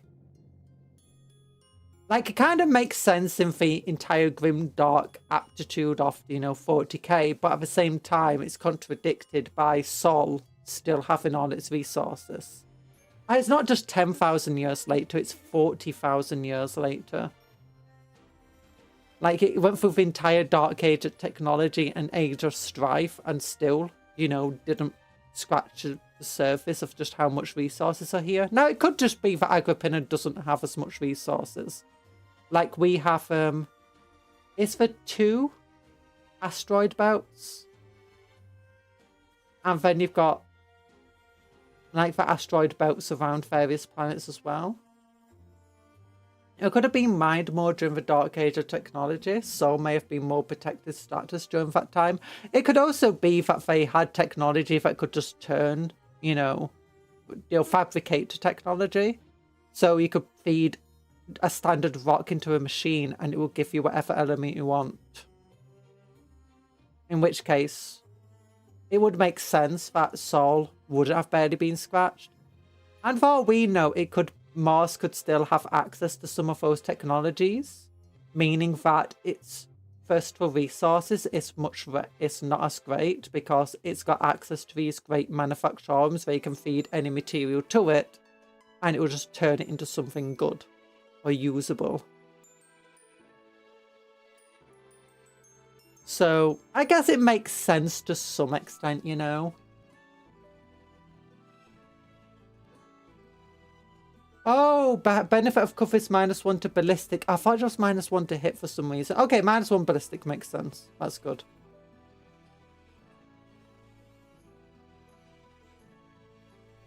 So some have been deployed to recover technological relics from the path of the heretic invasion fleets. Others have been tasked with defending distant mining worlds, promethium extraction facilities and myriad other components of the Forge World's extensive supply chain, also to keep the furnaces firing. Still, more cohorts have been dispatched to fight amongst the various Indomitus Crusade fleets, or pledged to assist in the fortification of designated barrier systems. Planet cracking mentioned. Well, welcome, Isaac Clarke, to the USG Ishimura. I mean, haven't we already read about planet cracking? That's exactly what they did to Cadia. Yeah. Or at least slowing. Hope of preventing or at least slowing further chaos incursions into Imperium Sanctus. Traitor tides. But Agripinaa Systems worlds have not been spared from the fighting. Simultaneous to Abaddon's assault on Cadia came a concentrated attack upon the Cadian gates, primary systems. Agripinaa was assailed by a sizable chaos force composed of elements of several traitor legions and their accompanying fleets, as well as an invasion force of Forge World's most bitter enemies, the Dark Magi of Temporia. The Dark Mechanicum heretics of that cursed Hellforge have on several occasions brought war to Agripinaa's service, their corrupted demon engines and warp-charged weapons, leaving lasting scars upon the planet's crust. So too have Agripinaa's tech priests vented their rage upon Temporia, even going so far as to send an invasion fleet into the Eye of Terror in an ill-fated attempt to destroy their sworn enemies.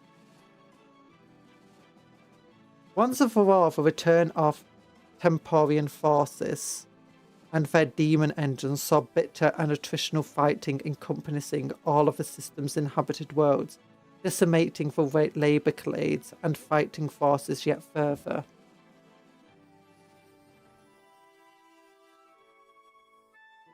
That was a very uncontrolled cracking. It was a very uncontrolled cracking, sorry. Oh, wait for one of Cadia. My back doesn't crack. Like, I can hunch down and I can go up. My elbows and arms crack, like. You should have heard me doing my stretches this morning, though. I was like, I'm moving my wrist and it's just crack, crack, crack, crack.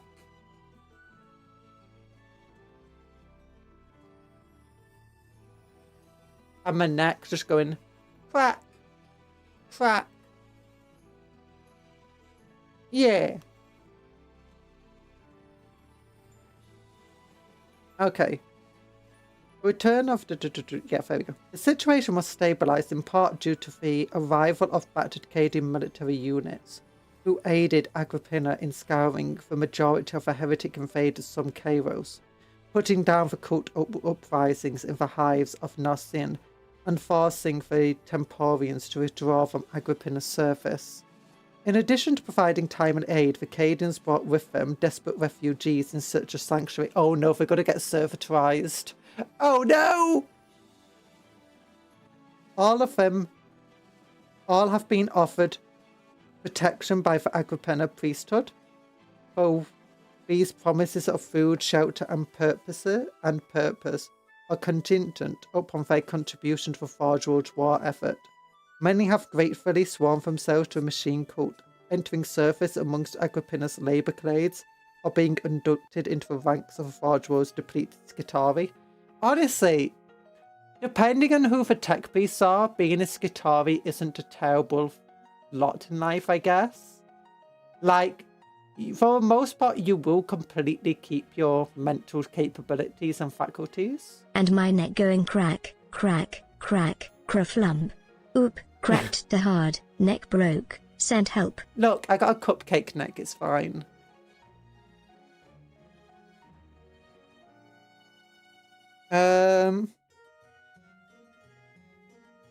Those who refuse to embrace such a fate have been left to see their own survival, or more commonly and horrifically have been forcibly servitorized and inducted into the Forge World's battle clades. Okay, so at least they didn't actively fight. That's not bad. That's actually good by Mechanica standards. Like, I expected them to just be like, oh, new workers. Do you want to help? Do you want food, shelter, and stuff like that? Yeah, okay, you'll be all becoming servitors. Okay, but yeah, that's not bad, actually. The frequent onslaught of heretic forces and running battles throughout the Agripinaa system have proven especially costly in terms of servitor units, as has the need to operate forge complexes and the production lines at unsafe levels for months on end.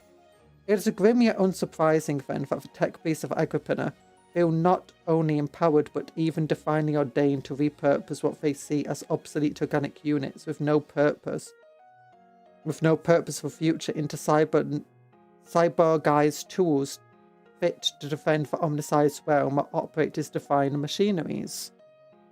Yeah, they didn't even turn the Cadians, like the Cadian soldiers, into servitors or Skitarii. You know, this shows a lot of restraint amongst what we've seen of the Mechanicus in the past. Bye-bye, Dennison. Hope you have a good sleep. Many amongst the Agrippinaan priesthood even believe this a Magmanus' deed that bestows the blessing of the machine god upon even the most unworthy dregs of mankind. While this pool of new recruits has somewhat replenished the martial strength available to Forge World's tech beasts, it has been far from enough to restore the Skitarii legions to their former might. With heretic raiding fleets spilling the Eye of Terror in increasing numbers, there remains barely enough forces to defend Agripinaa itself, let alone the neighbouring systems that rely upon Adeptus Mechanicus protection. This is a point where I'd think that they would do, more stuff like, fat growing people. Like, I would not put it past the tech beasts of Mars to go, okay, we've got a bunch of people, let's, put them into test tubes, take their, components that help make new people, blend them all together, or not blend them, But, you know, make a bunch of test tube babies and just keep that process going forever. A bit like how sometimes Space Marines will work with, like, when they need to get new Space Marines, they need lots more to replenish their gene seed stock. But effectively turn some, you know, generally things like criminals into Space Marines, but they do it entirely based within, like, keeping them in stasis the entire time and just harvesting them for gene seed. Then getting rid of them and getting more, turning them in. Because, like, each gene seed can, like, the organ that produces gene seed can produce enough gene seed for, like, a whole load of Space Marines and stuff. So you don't need a lot of them to be able to replenish your gene seed stockpile. But you could do something very similar. And I wouldn't put it past Tech Priest to be like, we need Skitarii. Basically, just do what Rimworld does. Genetically modify them so that they age up a lot quicker.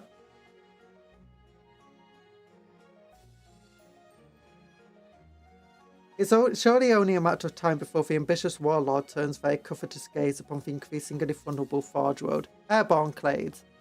It has been long centuries since any Titan leader called Agripinaa home. If indeed any did, records sparse and contradictory in records being sparse and contradictory in Millennium 41. Equally, the Forge World's Ordnance's engines have gradually dwindled in number over the long years of war against the traitor hordes. Lacking the super heavy assets, the Magi Dominus Skitarii marshals of Agripinaa have been forced to adapt their strategies to provide an answer to enemy Titans, Chaos Knights and super heavy demon engines. In part, this response has come in the form of Agripinaa's aerial forces, collectively known as the Airborne Clades, whose numbers have been expanded and their tactics optimized to deal with such threats. Squadrons of Archaeocopter, Fusiliers and Stereoraptors specialize in high-risk bombarding runs against these targets to knock down their forge shields and eliminate their point defense. If only they were that good in game. Like, you'd need to take out a single Warhound Titan. You would need like 10 different. I went to the 9th Edwaha. Agripinaa's rules were kinda tasty. Improve AP within half range and Overwatch on 5+ or +1 to hit when charged. Ooh, that's cool. So very defensive, which makes sense. But yeah, Archaeoraptors, but they're terrible. Like, you get one Cognis last cannon on them, or then you get the bombing run one, which causes like D3 mortal wounds to a unit it goes over on a 4+. This means you'd need like dozens of them to take out a single Titan reliably.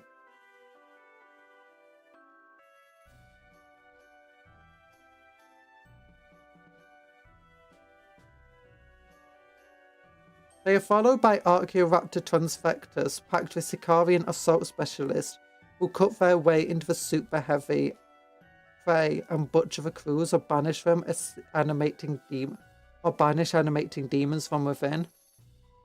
Okay, I guess the main goal is actually just to take out the void fields. And if we go by the old-fashioned rules, then in theory you'd only need like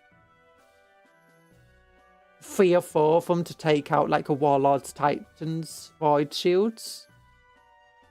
Maybe 6 of them. 6 of them. And then you can drop in your Skitarii and do you know, boarding action games. Which you can use either the boarding action rules or the boarding action rules listed in the 500 Worlds campaign guide. Fully good! Archmage's Terminus. Okay, let's turn off this little light now. We don't need it. Mars is home of the Cult Mechanicus. What is the colour of Agripinaa? Is it also red? Because all of the Skitarii we see in here are just red. Mars is a home of the Cult Mechanicus, its most venerable seat of power and the greatest temple of the Omnissiah in the galaxy. Those tech priests who rise to the station of Archmages on the Red Planet are accordingly mighty and learned individuals, and their mastery of their chosen disciplines is second to none. In the case of Folia Gould, that discipline is war. Archmagus Folia Gould began her illustrious career within the Audio Reductor, a highly specialized subcult. These tech priests worship the Omnissiah as an avatar of destruction. They focus all their considerable knowledge and zeal into guiding maniples of cybernetic constructs, war engines, and heavily armed servitors to rain devastation upon their foes. This was a creed that Gould excelled in, fighting spiritual fulfillment and grim delight. Finding spiritual fulfillment and grim delight. In both the annihilation of the Omnissiah's enemies and through optimization of the destructive capabilities available to her. She rose swiftly through their ranks, studying their holy technologies of destruction and their application upon a grand strategic scale with ever more obsessive focus. As is the way with most tech priests, Gould underwent drastic cybernetic augmentation, seeking to replace inferior flesh with purity of sacred metal and sanctified cogitators. In her case, each augmentation was aimed at optimizing her capacity for strategic analysis and martial destruction, as well as for additional armor, redundant synth organs, and fiber-capable musculature bionics required by all tech priests enhancing themselves for war. By the time she reached the lofty rank of Archmagus Terminus, Gould was unrecognizable. In place of frail flesh and blood being stalked a towering avatar of Omnissiah's martial might, to whom everything, be it war, diplomacy, research, intellectual discourse, even existence itself, was a battle to be ruthlessly won. Archmagus Gould is trapped in an endless compulsive loop of strategic cognition, analysis and optimization on an enormous scale. The detractors, most vocal amongst them being the infamous Archmagus Belisarius Call, accuse her of seeing no value in any knowledge, religion or technology unless it can be harnessed for war. Gould does not dispute these assertions, nor does she see an issue with her monomania, viewing it instead as purity of the enlightenment granted to her by the Omnissiah. To Folia Gould, the machine god is a deity of destruction whose approach to the galaxy she is merely emulating. She believes that he has optimized her for war, just as she endlessly hones her own weapons and tools, her strategies and macroclades she commands to ensure their readiness and lethality. Posted for scheme, yes. I shall look it up. No, don't insult my chud flight peacock to whom I love. No, you're meant to hate them. You're meant to hate them.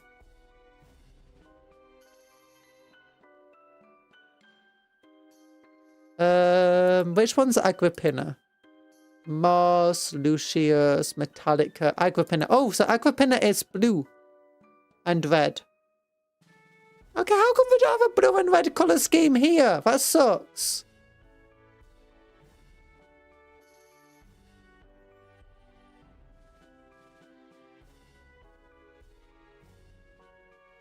Like, they should have blue and red guys here is meant to be for defense of Agripinaa.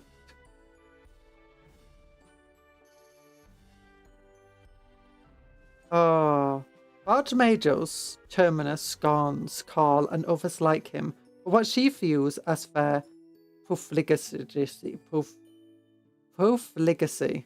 The galaxy is full of enemies, any of whom would gladly see the temples of Omnissiah cast down, and his faithful purged from the stars. Thus has Gould made the pursuit and elimination of these myriad foes her overriding priority. Until such threats are eliminated, Gould sees neither time nor excuse for any studies beyond the martial. She's got the same mind as the Emperor, my goodness. Are we sure that she's not the Star Child?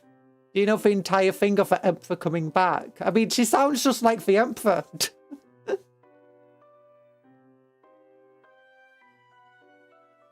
Oh, look at that fat face. Look at that tall hat she's got.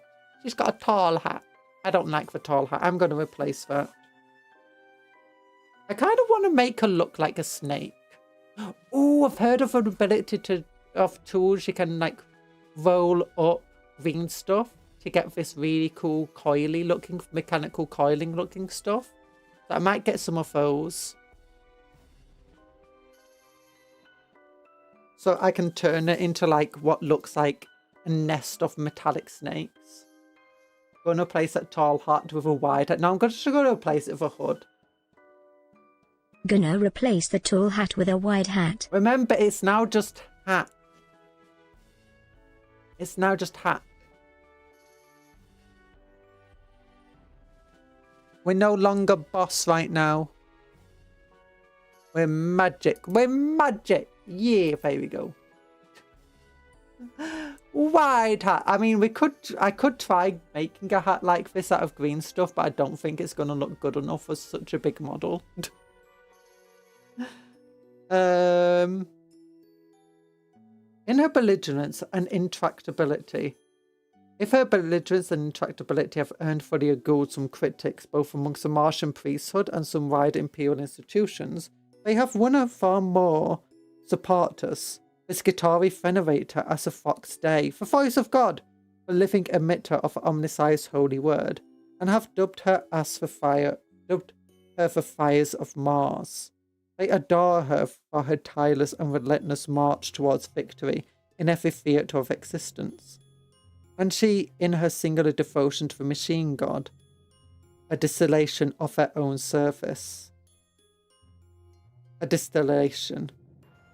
In her presence, and within the data radius of her thrumming rod of Warforge, Skitarii are crippled by a focused fervour that transcends even the binaric bliss that flows down their data tethers from on high. Tactical and strategic omnidirectives race through their minds faster than the speed of conscious cognition, optimizing their positions and sweeping them up in grand maneuvers that see the foe outflanked, picked apart, and overwhelmed. Oh, this actually sounds very similar to the new Necron Destroyer Lord. Hi, Nico. How you doing?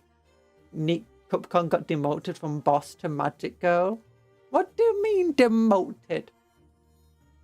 I'm just super magical. And look, I got a bigger hat now. I got a bigger hat. It's got a little butterfly on. Well, it's not a butterfly, it's a bow. Like a butterfly. I think you find she's a magic cat. Thank you. I'm not a cat. I'm not a cat. Good. No one's turning me into a cat. Nice. Some amongst the Martian hierarchy have observed with no small disquiet that the Skitarii appear fanatically loyal to the Archmage's terminus. Indeed, the cybernetic soldiery are so quick to flock to her banner that it has disrupted the ancient hierarchy protocols which have defined Mars' martial structure since time immemorial. No! So mean. So mean. At least I got a hat as a cat. Where's Cuptle? Come back here. Bigger hat to compensate for the fact he got demoted. No! Never true. I mean, if that might have happened to Cuptle, he got demoted from Kaiju into just Cupcake. So, I do like how much tech she's got, though. I would like to know where she came from. Like, is she actually from Mars? Did she learn her craft on Mars? Like, what happened with her? Destruction is the absolute expression of omniscience will. For are not his greatest machineries, foes built exclusively for war. Data Sigmatum extracted from Archmage's Terminus Folia Gould's noospheric sermon to the Skitarii of Mars at the commencement of exploratory crusade Kilo Scepters 9 to 8. Working 9 till 8. What a way to make a living. Just 1 hour. Actually, no, that won't be 1 hour a day. That'll be, wait, how long? 11 hours a day! Arsenal of the Archmages. When I figure out how to break out of this shrinking curse, I'm rampage through all of Cutopia. Gonna belly flop onto the castle. No. No, that would hurt. There's loads of pointy spires on that castle, and you'd hurt your soft little belly. And it's not a shrinking curse, I just turned you into a cupcake. A small cupcake. But you're still bigger than most of the cupcakes. You're like a kaiju compared to the cupcakes, Cuptle. You're just small compared to me.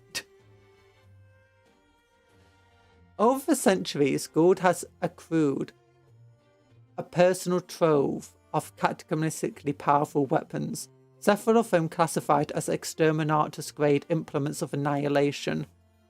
Some she appropriated from those she deemed ill-equipped to use them correctly.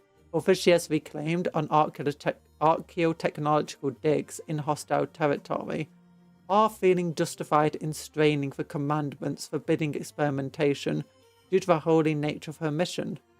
Developed from partial STC templates, these weapons of apocalyptic destruction have grown in number as the decades have passed, and now almost completely fill the capacious vaults below Gould's forged temples on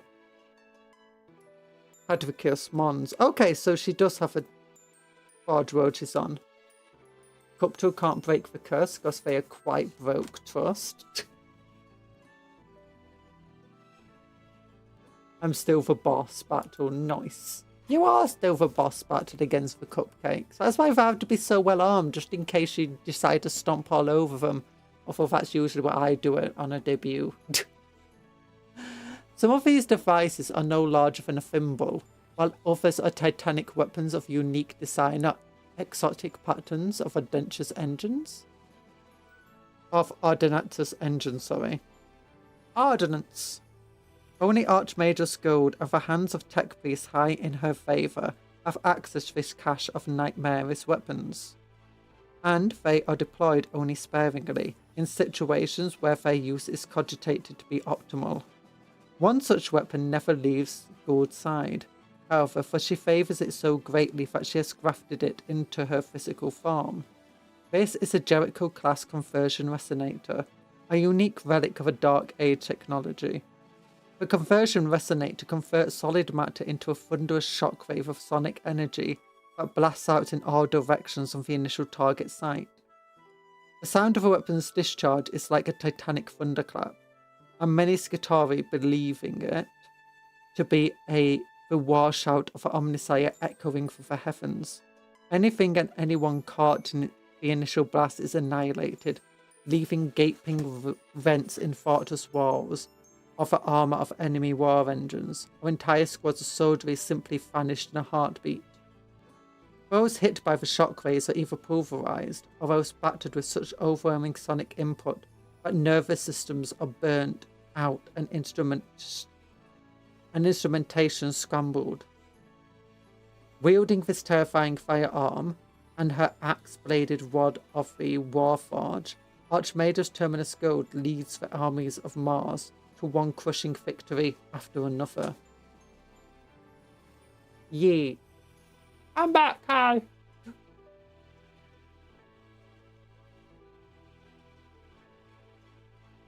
Sector of Olympus. Ordinatus, when you need to have a measuring contest, except no substitutes. Ordnance, yeah, never accept, no substitutes. Sector of Olympus. The Fabricator General of Mars, on numerous occasions, charged Archmage's Gould to lead vast Martian armies out into the galaxy on exploratory crusades. Dora the Explorer! So is this Dora the Explorer in the future? The reasons for this are twinfold. The first, most obvious, is that Gould is an exceptionally effective military commander who has proven herself time and again capable of reducing the mightiest of foes to glowing atoms.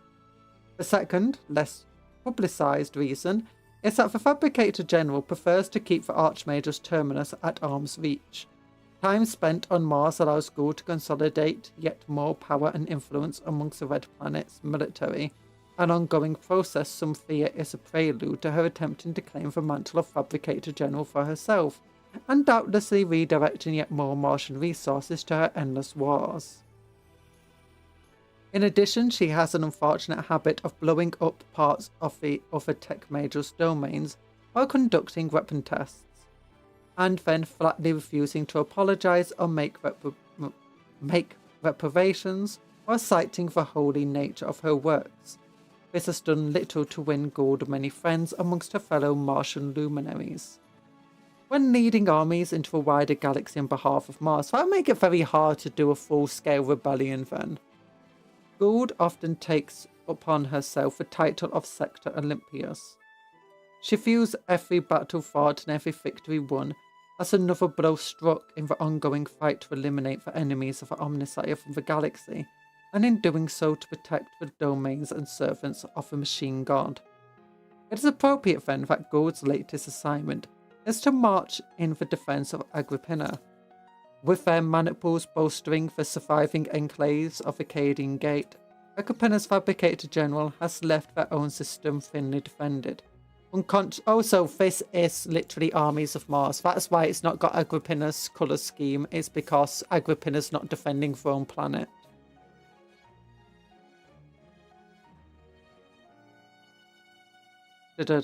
In binary, damn, this chick is really murderous. I really need to keep her away from my stuff. Belisarius cool, most likely. Yep, it's true. Also, chat has seemed to be broken here. Live chat. There we go, it's working again.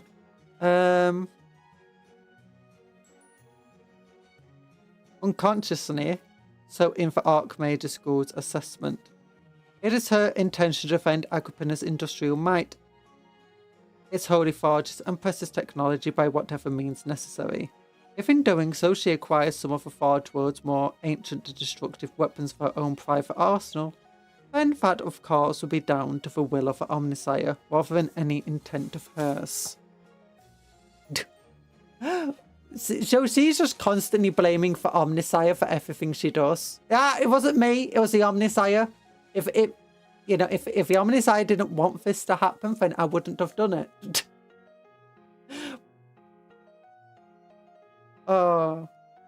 Optimized for fire support, Historii are from a crucial component of a legion's Skitarii.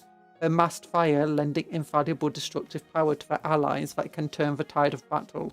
I was crunching numbers, and these guys, the anti-infantry ones are better than the eradication beamer if you want to kill Space Marines, and the Fusiliers are better than the neutron laser on the Drone Crawler if you wanted to blow up tanks. Neither of them have the durability of the Drone Crawler though, but they are cheaper by only a few points.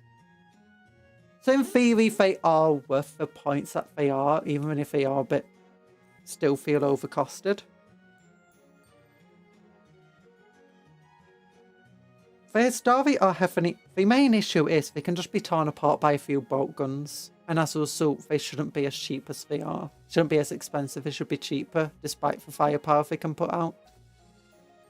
The Historii are heavily armoured Skitarii warriors, whose cyborg forms have been adapted in order to bear reinforced armour and large destructive ranged weapons in place of their right arms. The Historii are fitted with gyroscopically stabilised gun mounts that are wired directly into their cohort circuits and augury subsystems. This direct connection enables Historii cyborgs to fire more accurately than rank-and-file Skitarii. Having these advanced systems and potent weapons requires large and complex back-mounted reactors and makes the creations of new Historii a costly prospect, thus they are rarely expended in battle with casual indifference. Are they costly? That's interesting. It should be tougher then. I thought they were meant to be like cheaper to... a cheap alternative to throwing a drone caller at the enemy. But obviously not. Millennia of adaptation and experimentation have resulted in the development of distinct forms of Histari. Histari exterminators are deployed. So this suggests that they're not a new unit. They're not newly designed or developed, they've been around for a while. Which is interesting. Histari exterminators are deployed with eradication casters, weapons that project expanding cones of atomizing energy that can completely eradicate even power-armored targets at close quarters, and remain capable of causing lethal molecular disruption up to the limit of their range. They are supplemented by shoulder-mounted arc blasters, electrical weapons that provide a moderate amount of anti-armor firepower.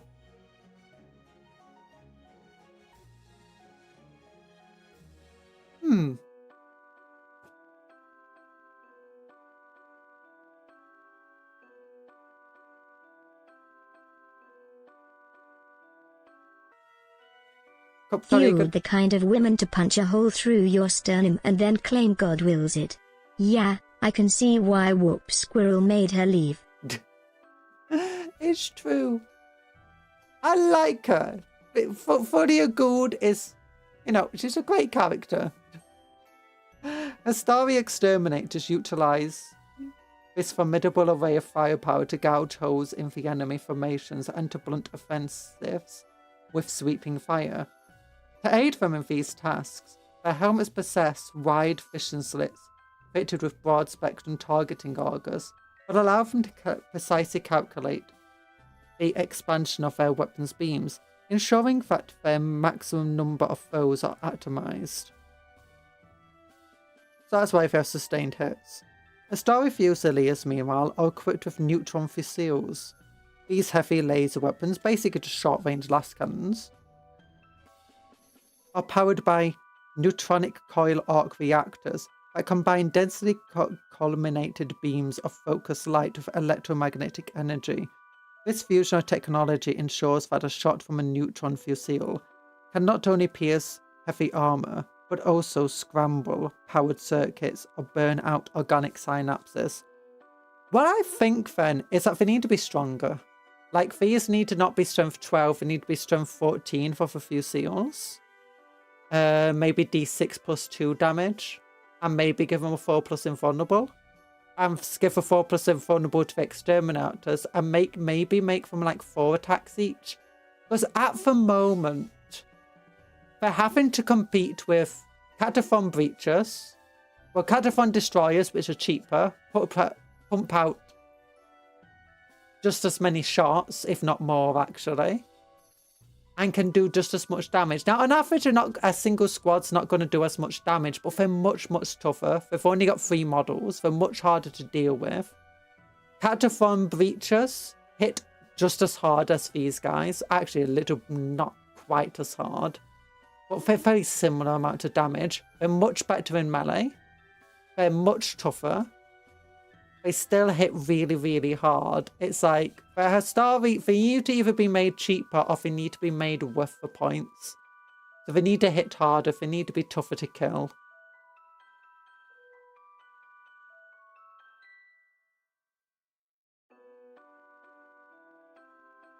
It's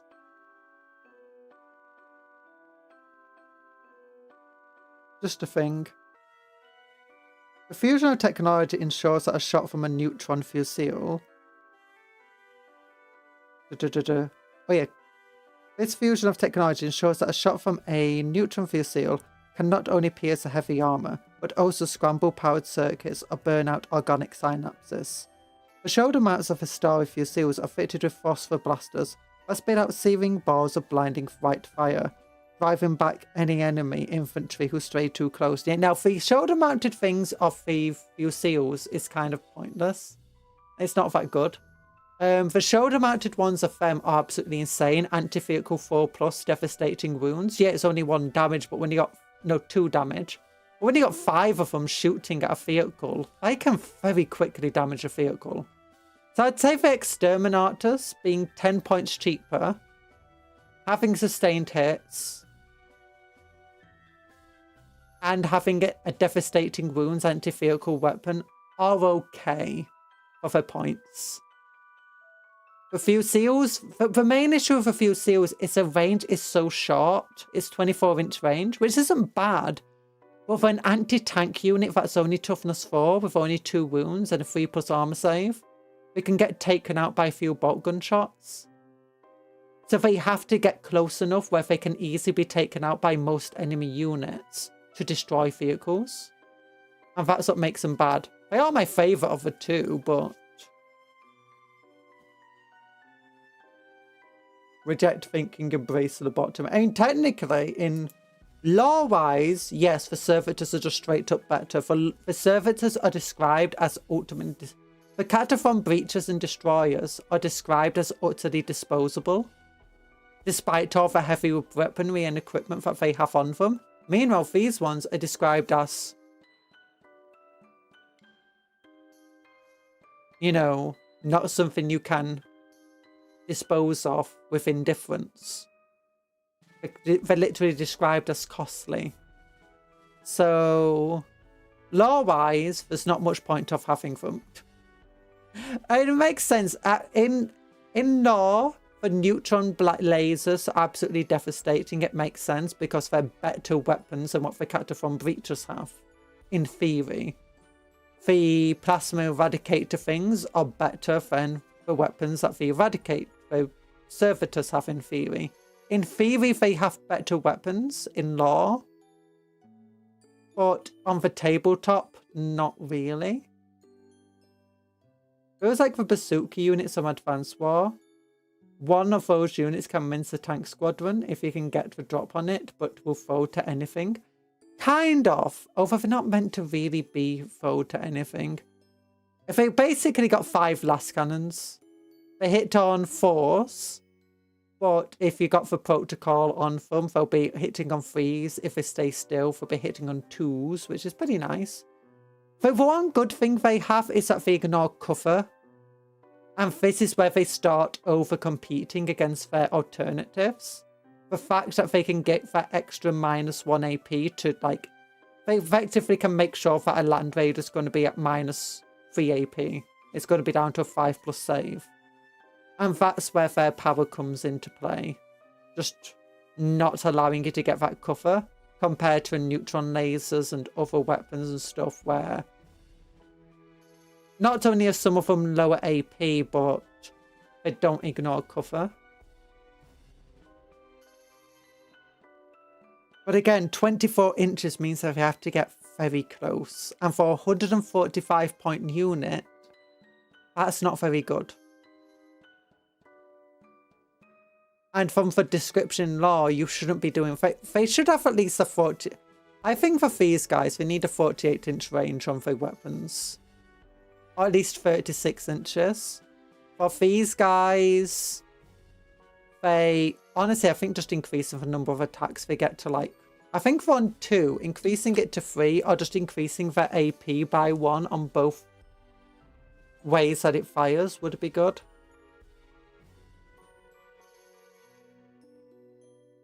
But anyway, yeah. In contrast to exterminators, the helmets of the Fusiliers are fitted with monocular targeting devices designed to aid precision fire. These systems enable them to swiftly bracket, precisely track, and accurately strike armoured vehicles and other heavy assets. Nice, Destriers! Nice! The Banishers. A renowned lance of House Tanoris, the trio of Knights Destria, known as the Banishers, have an impressive history. Pivoted by triple daughters of the Archduchess Soletia, these knights have torn through countless traitor warbands and dark mechanicum hellclades. Their scions, Anquia, Delataria, and Roderia, fight in unity, both with one another and with the ancestral geist of their thrones, mechanicum. The result of swift, slick combat doctrine that their lumbering super heavy prey can rarely match. The Knights Destria, fleet of foot, sharp of the blade. So are these new? Are they newly made? We need to know. The noble houses make use of many patterns of knight suit, and each is ordained for different roles upon the battlefield. Smaller and nimbler than a large Questaris and Dominus patterns, the Knight Destria is often outfitted for close quarters fighting and is favoured by the most aggressive and impetuous of scions. Of the many patterns of knight suit available to the Questar Mechanicus and the Questar Imperialis, the Bellatus class is surely among the swiftest and most graceful. So I'm guessing they're going to introduce more versions of the Bellatus class and not just the Destria.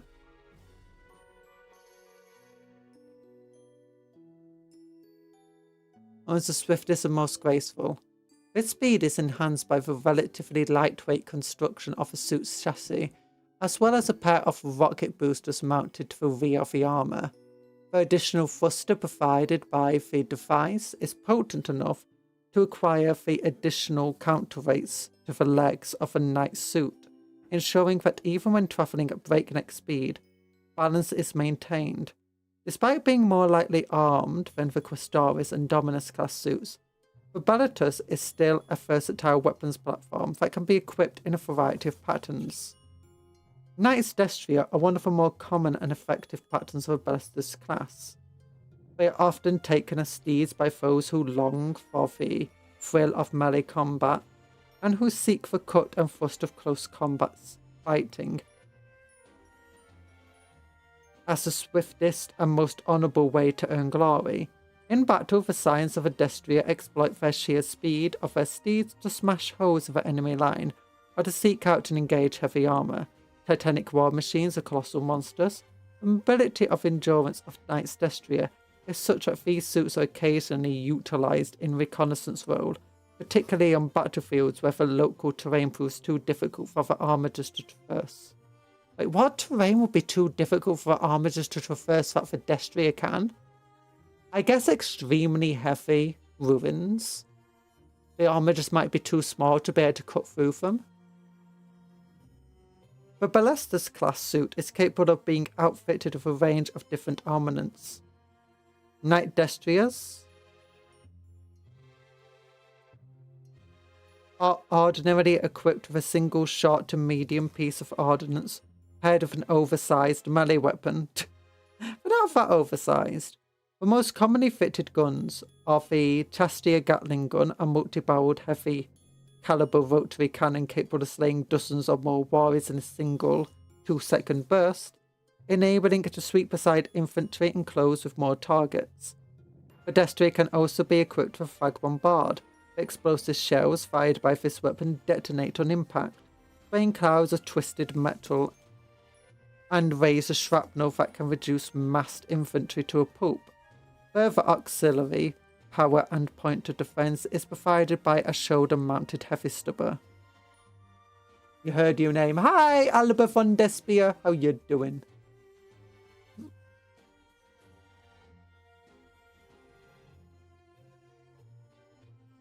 The melee weapons wielded by Knight's Destria. Destria. That's what you mean. The melee weapons wielded by the Knight Destria are, if anything, even more devastating than the heavy ordnance. Reaper chainswords are versatile weapons that can scythe through entire ranks of enemy infantry or gut monstrous creatures or armoured vehicles with a single blow. Thundershock spears, meanwhile, are rocket-assisted power-bladed lances with devastating penetrative power. A blow from such a weapon, particularly one landed at the culmination of a charge, can punch clean through the reinforced armour of Titanic war machines or the chitinous plates of Xenos behemoths. Wait, so this is meant to be able to hit titans and stuff?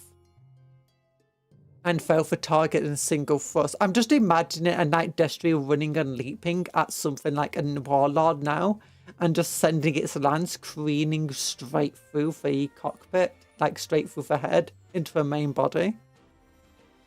Or straight into the reactor. It's not uncommon to see the carapace of a Knight Destria notched or otherwise marked with kill counts numbering of the hundreds, each representing a Titanic foe that has been brought low. I'm guessing by Titanic they mean Knight class rather than anything else. But it doesn't say it's a particularly new suit. They've also not said it's a particularly old suit, where these guys have said literally over millennia, meaning it's at least 1,000 years old for her story. Well, the knights...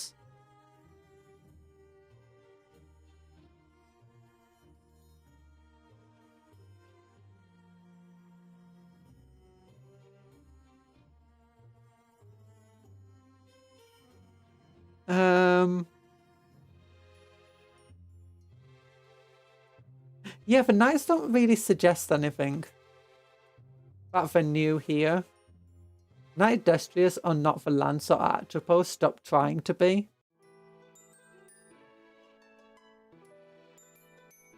How much damage would my Destrier do to a Warlord Titan, Warhound Titan? I mean, in theory, it could do a heck of a lot of damage to one. Lances of House Tyrannus formed an essential component of Archmage's Terminus Furious Guild's relief force, commanded by Baron Helaphon Typhon. These lances were composed of experienced scions who have waged war alongside the Archmages for more than a decade.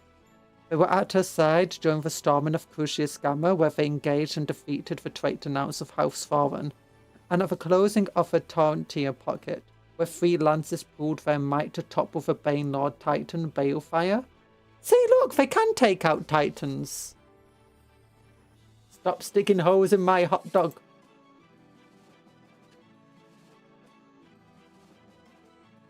A war dog.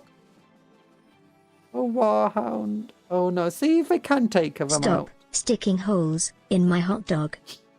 Baron Typhon and his fellow nobles have now been granted the honour of joining Ghoul's vanguard for the looming Agripinaa campaign. Typhon has every intention of honouring his house's sworn vows to Mars and winning glorious victories in the name of the Omnisire. Then you got House Raven with your favourite acid stripes.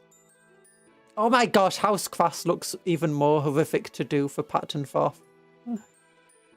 Archmage's Gould's vast armies contain several lances from House Raven, led by Baron Randall and his Knight Valiant, Impenetrable.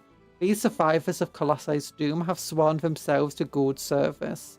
By having done so, they hoped for plentiful opportunities to revenge themselves upon the ruinous powers they hold responsible for their home's world's corruption. Randall's possesses a reputation for daring, bordering on reckless. Yet his roll call of victories is unmatched amongst his house. Gould knows that should the time come, their lances of House Raven have little left to lose and will gladly die to satisfy their desires for vengeance. She intends to hold them in reserve and deploy them where their relentless hatred may impact the fighting most, and perhaps sway the cause of battle in her favour. House Quast. In the wake of Cadia's fall, House Quast was swift to reinforce the systems of Acadian Gate, sorry. Oh yeah, Colossi is a planet Be'lakor did the big heist on. No!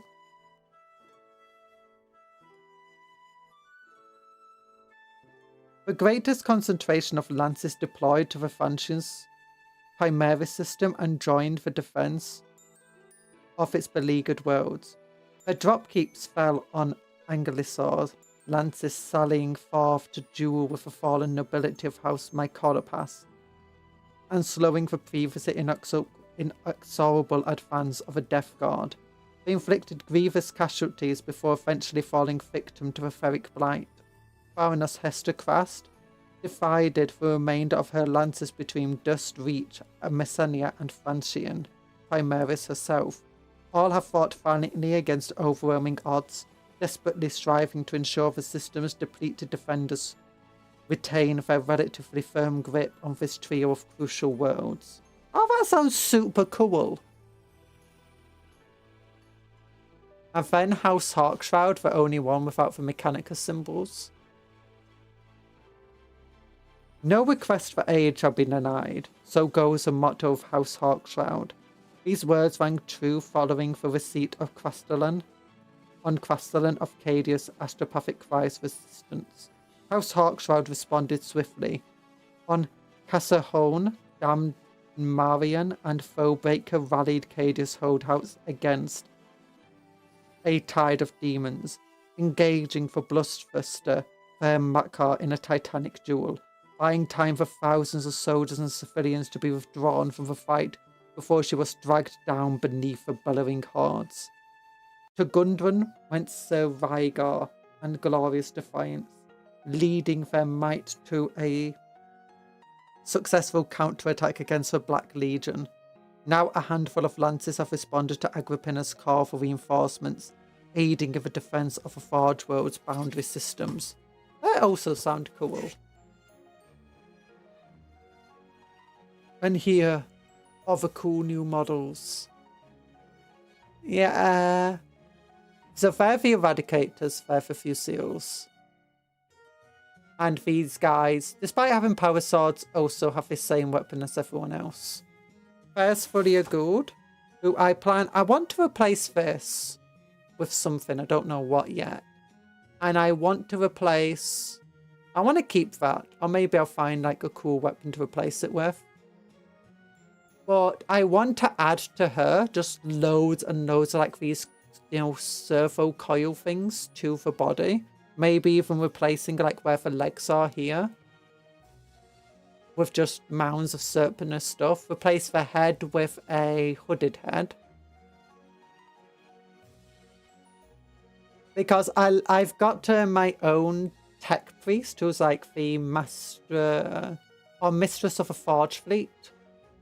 Quite a big forge fleet explorator one now. And she's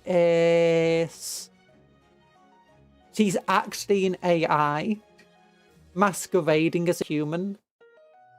With the law being is that a tech archaeologist found like this AI core on a world and kept it for herself, and has been teaching it, upgrading it until her death, where upon her death the AI core effectively, took over all of the servo mechanisms of the tech priest and basically took over her role in life, took up her name and continued her legacy of just finding more and more technology for Infinite Citadel. So here's the lore for Infinite Citadel and stuff. We won't go on to this, but you got the Purge of Cadia, all of this stuff, loads of cool things. Ooh, the Defenders of Agripinaa.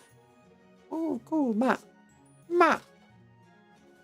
And you've also got How Does the War for Agripinaa. Ooh, Imperial Fists, Lysander. So clearly the Imperial Fist one. Oh, and wait, these are Firstborn. This is old artwork then. Maybe it's old lore, but Agripinaa. Then you got the War for Agripinaa and the Siege and stuff, which I actually kind of already read because I was super excited. But thank you for coming to the stream. I hope you have a good rest of your day. Remember to work harder, but play harder. Take care of yourself. Be kind to others. Big love hearts to you all as well. Be kind to others and vice versa. Tomorrow we'll be doing a long stream in the morning. We'll be building a defiler. Where's my defiler? It's out of arm's reach. But I got a defiler! And we're gonna build it! We're gonna build a defiler! Yeah! I'm excited for this. And I hope you have a good rest of your day. Make sure to, do all the stuff I said. And also, be kind to yourself. Yeah. Eat well. Eat good food, sleep well, dream of cupcakes, but don't eat for cupcakes. The friend's not food. And don't forget to like the stream. Bye-bye, everyone. Do, smash. Yeah, and I need a drink because my throat hurts. Don't defile the stream.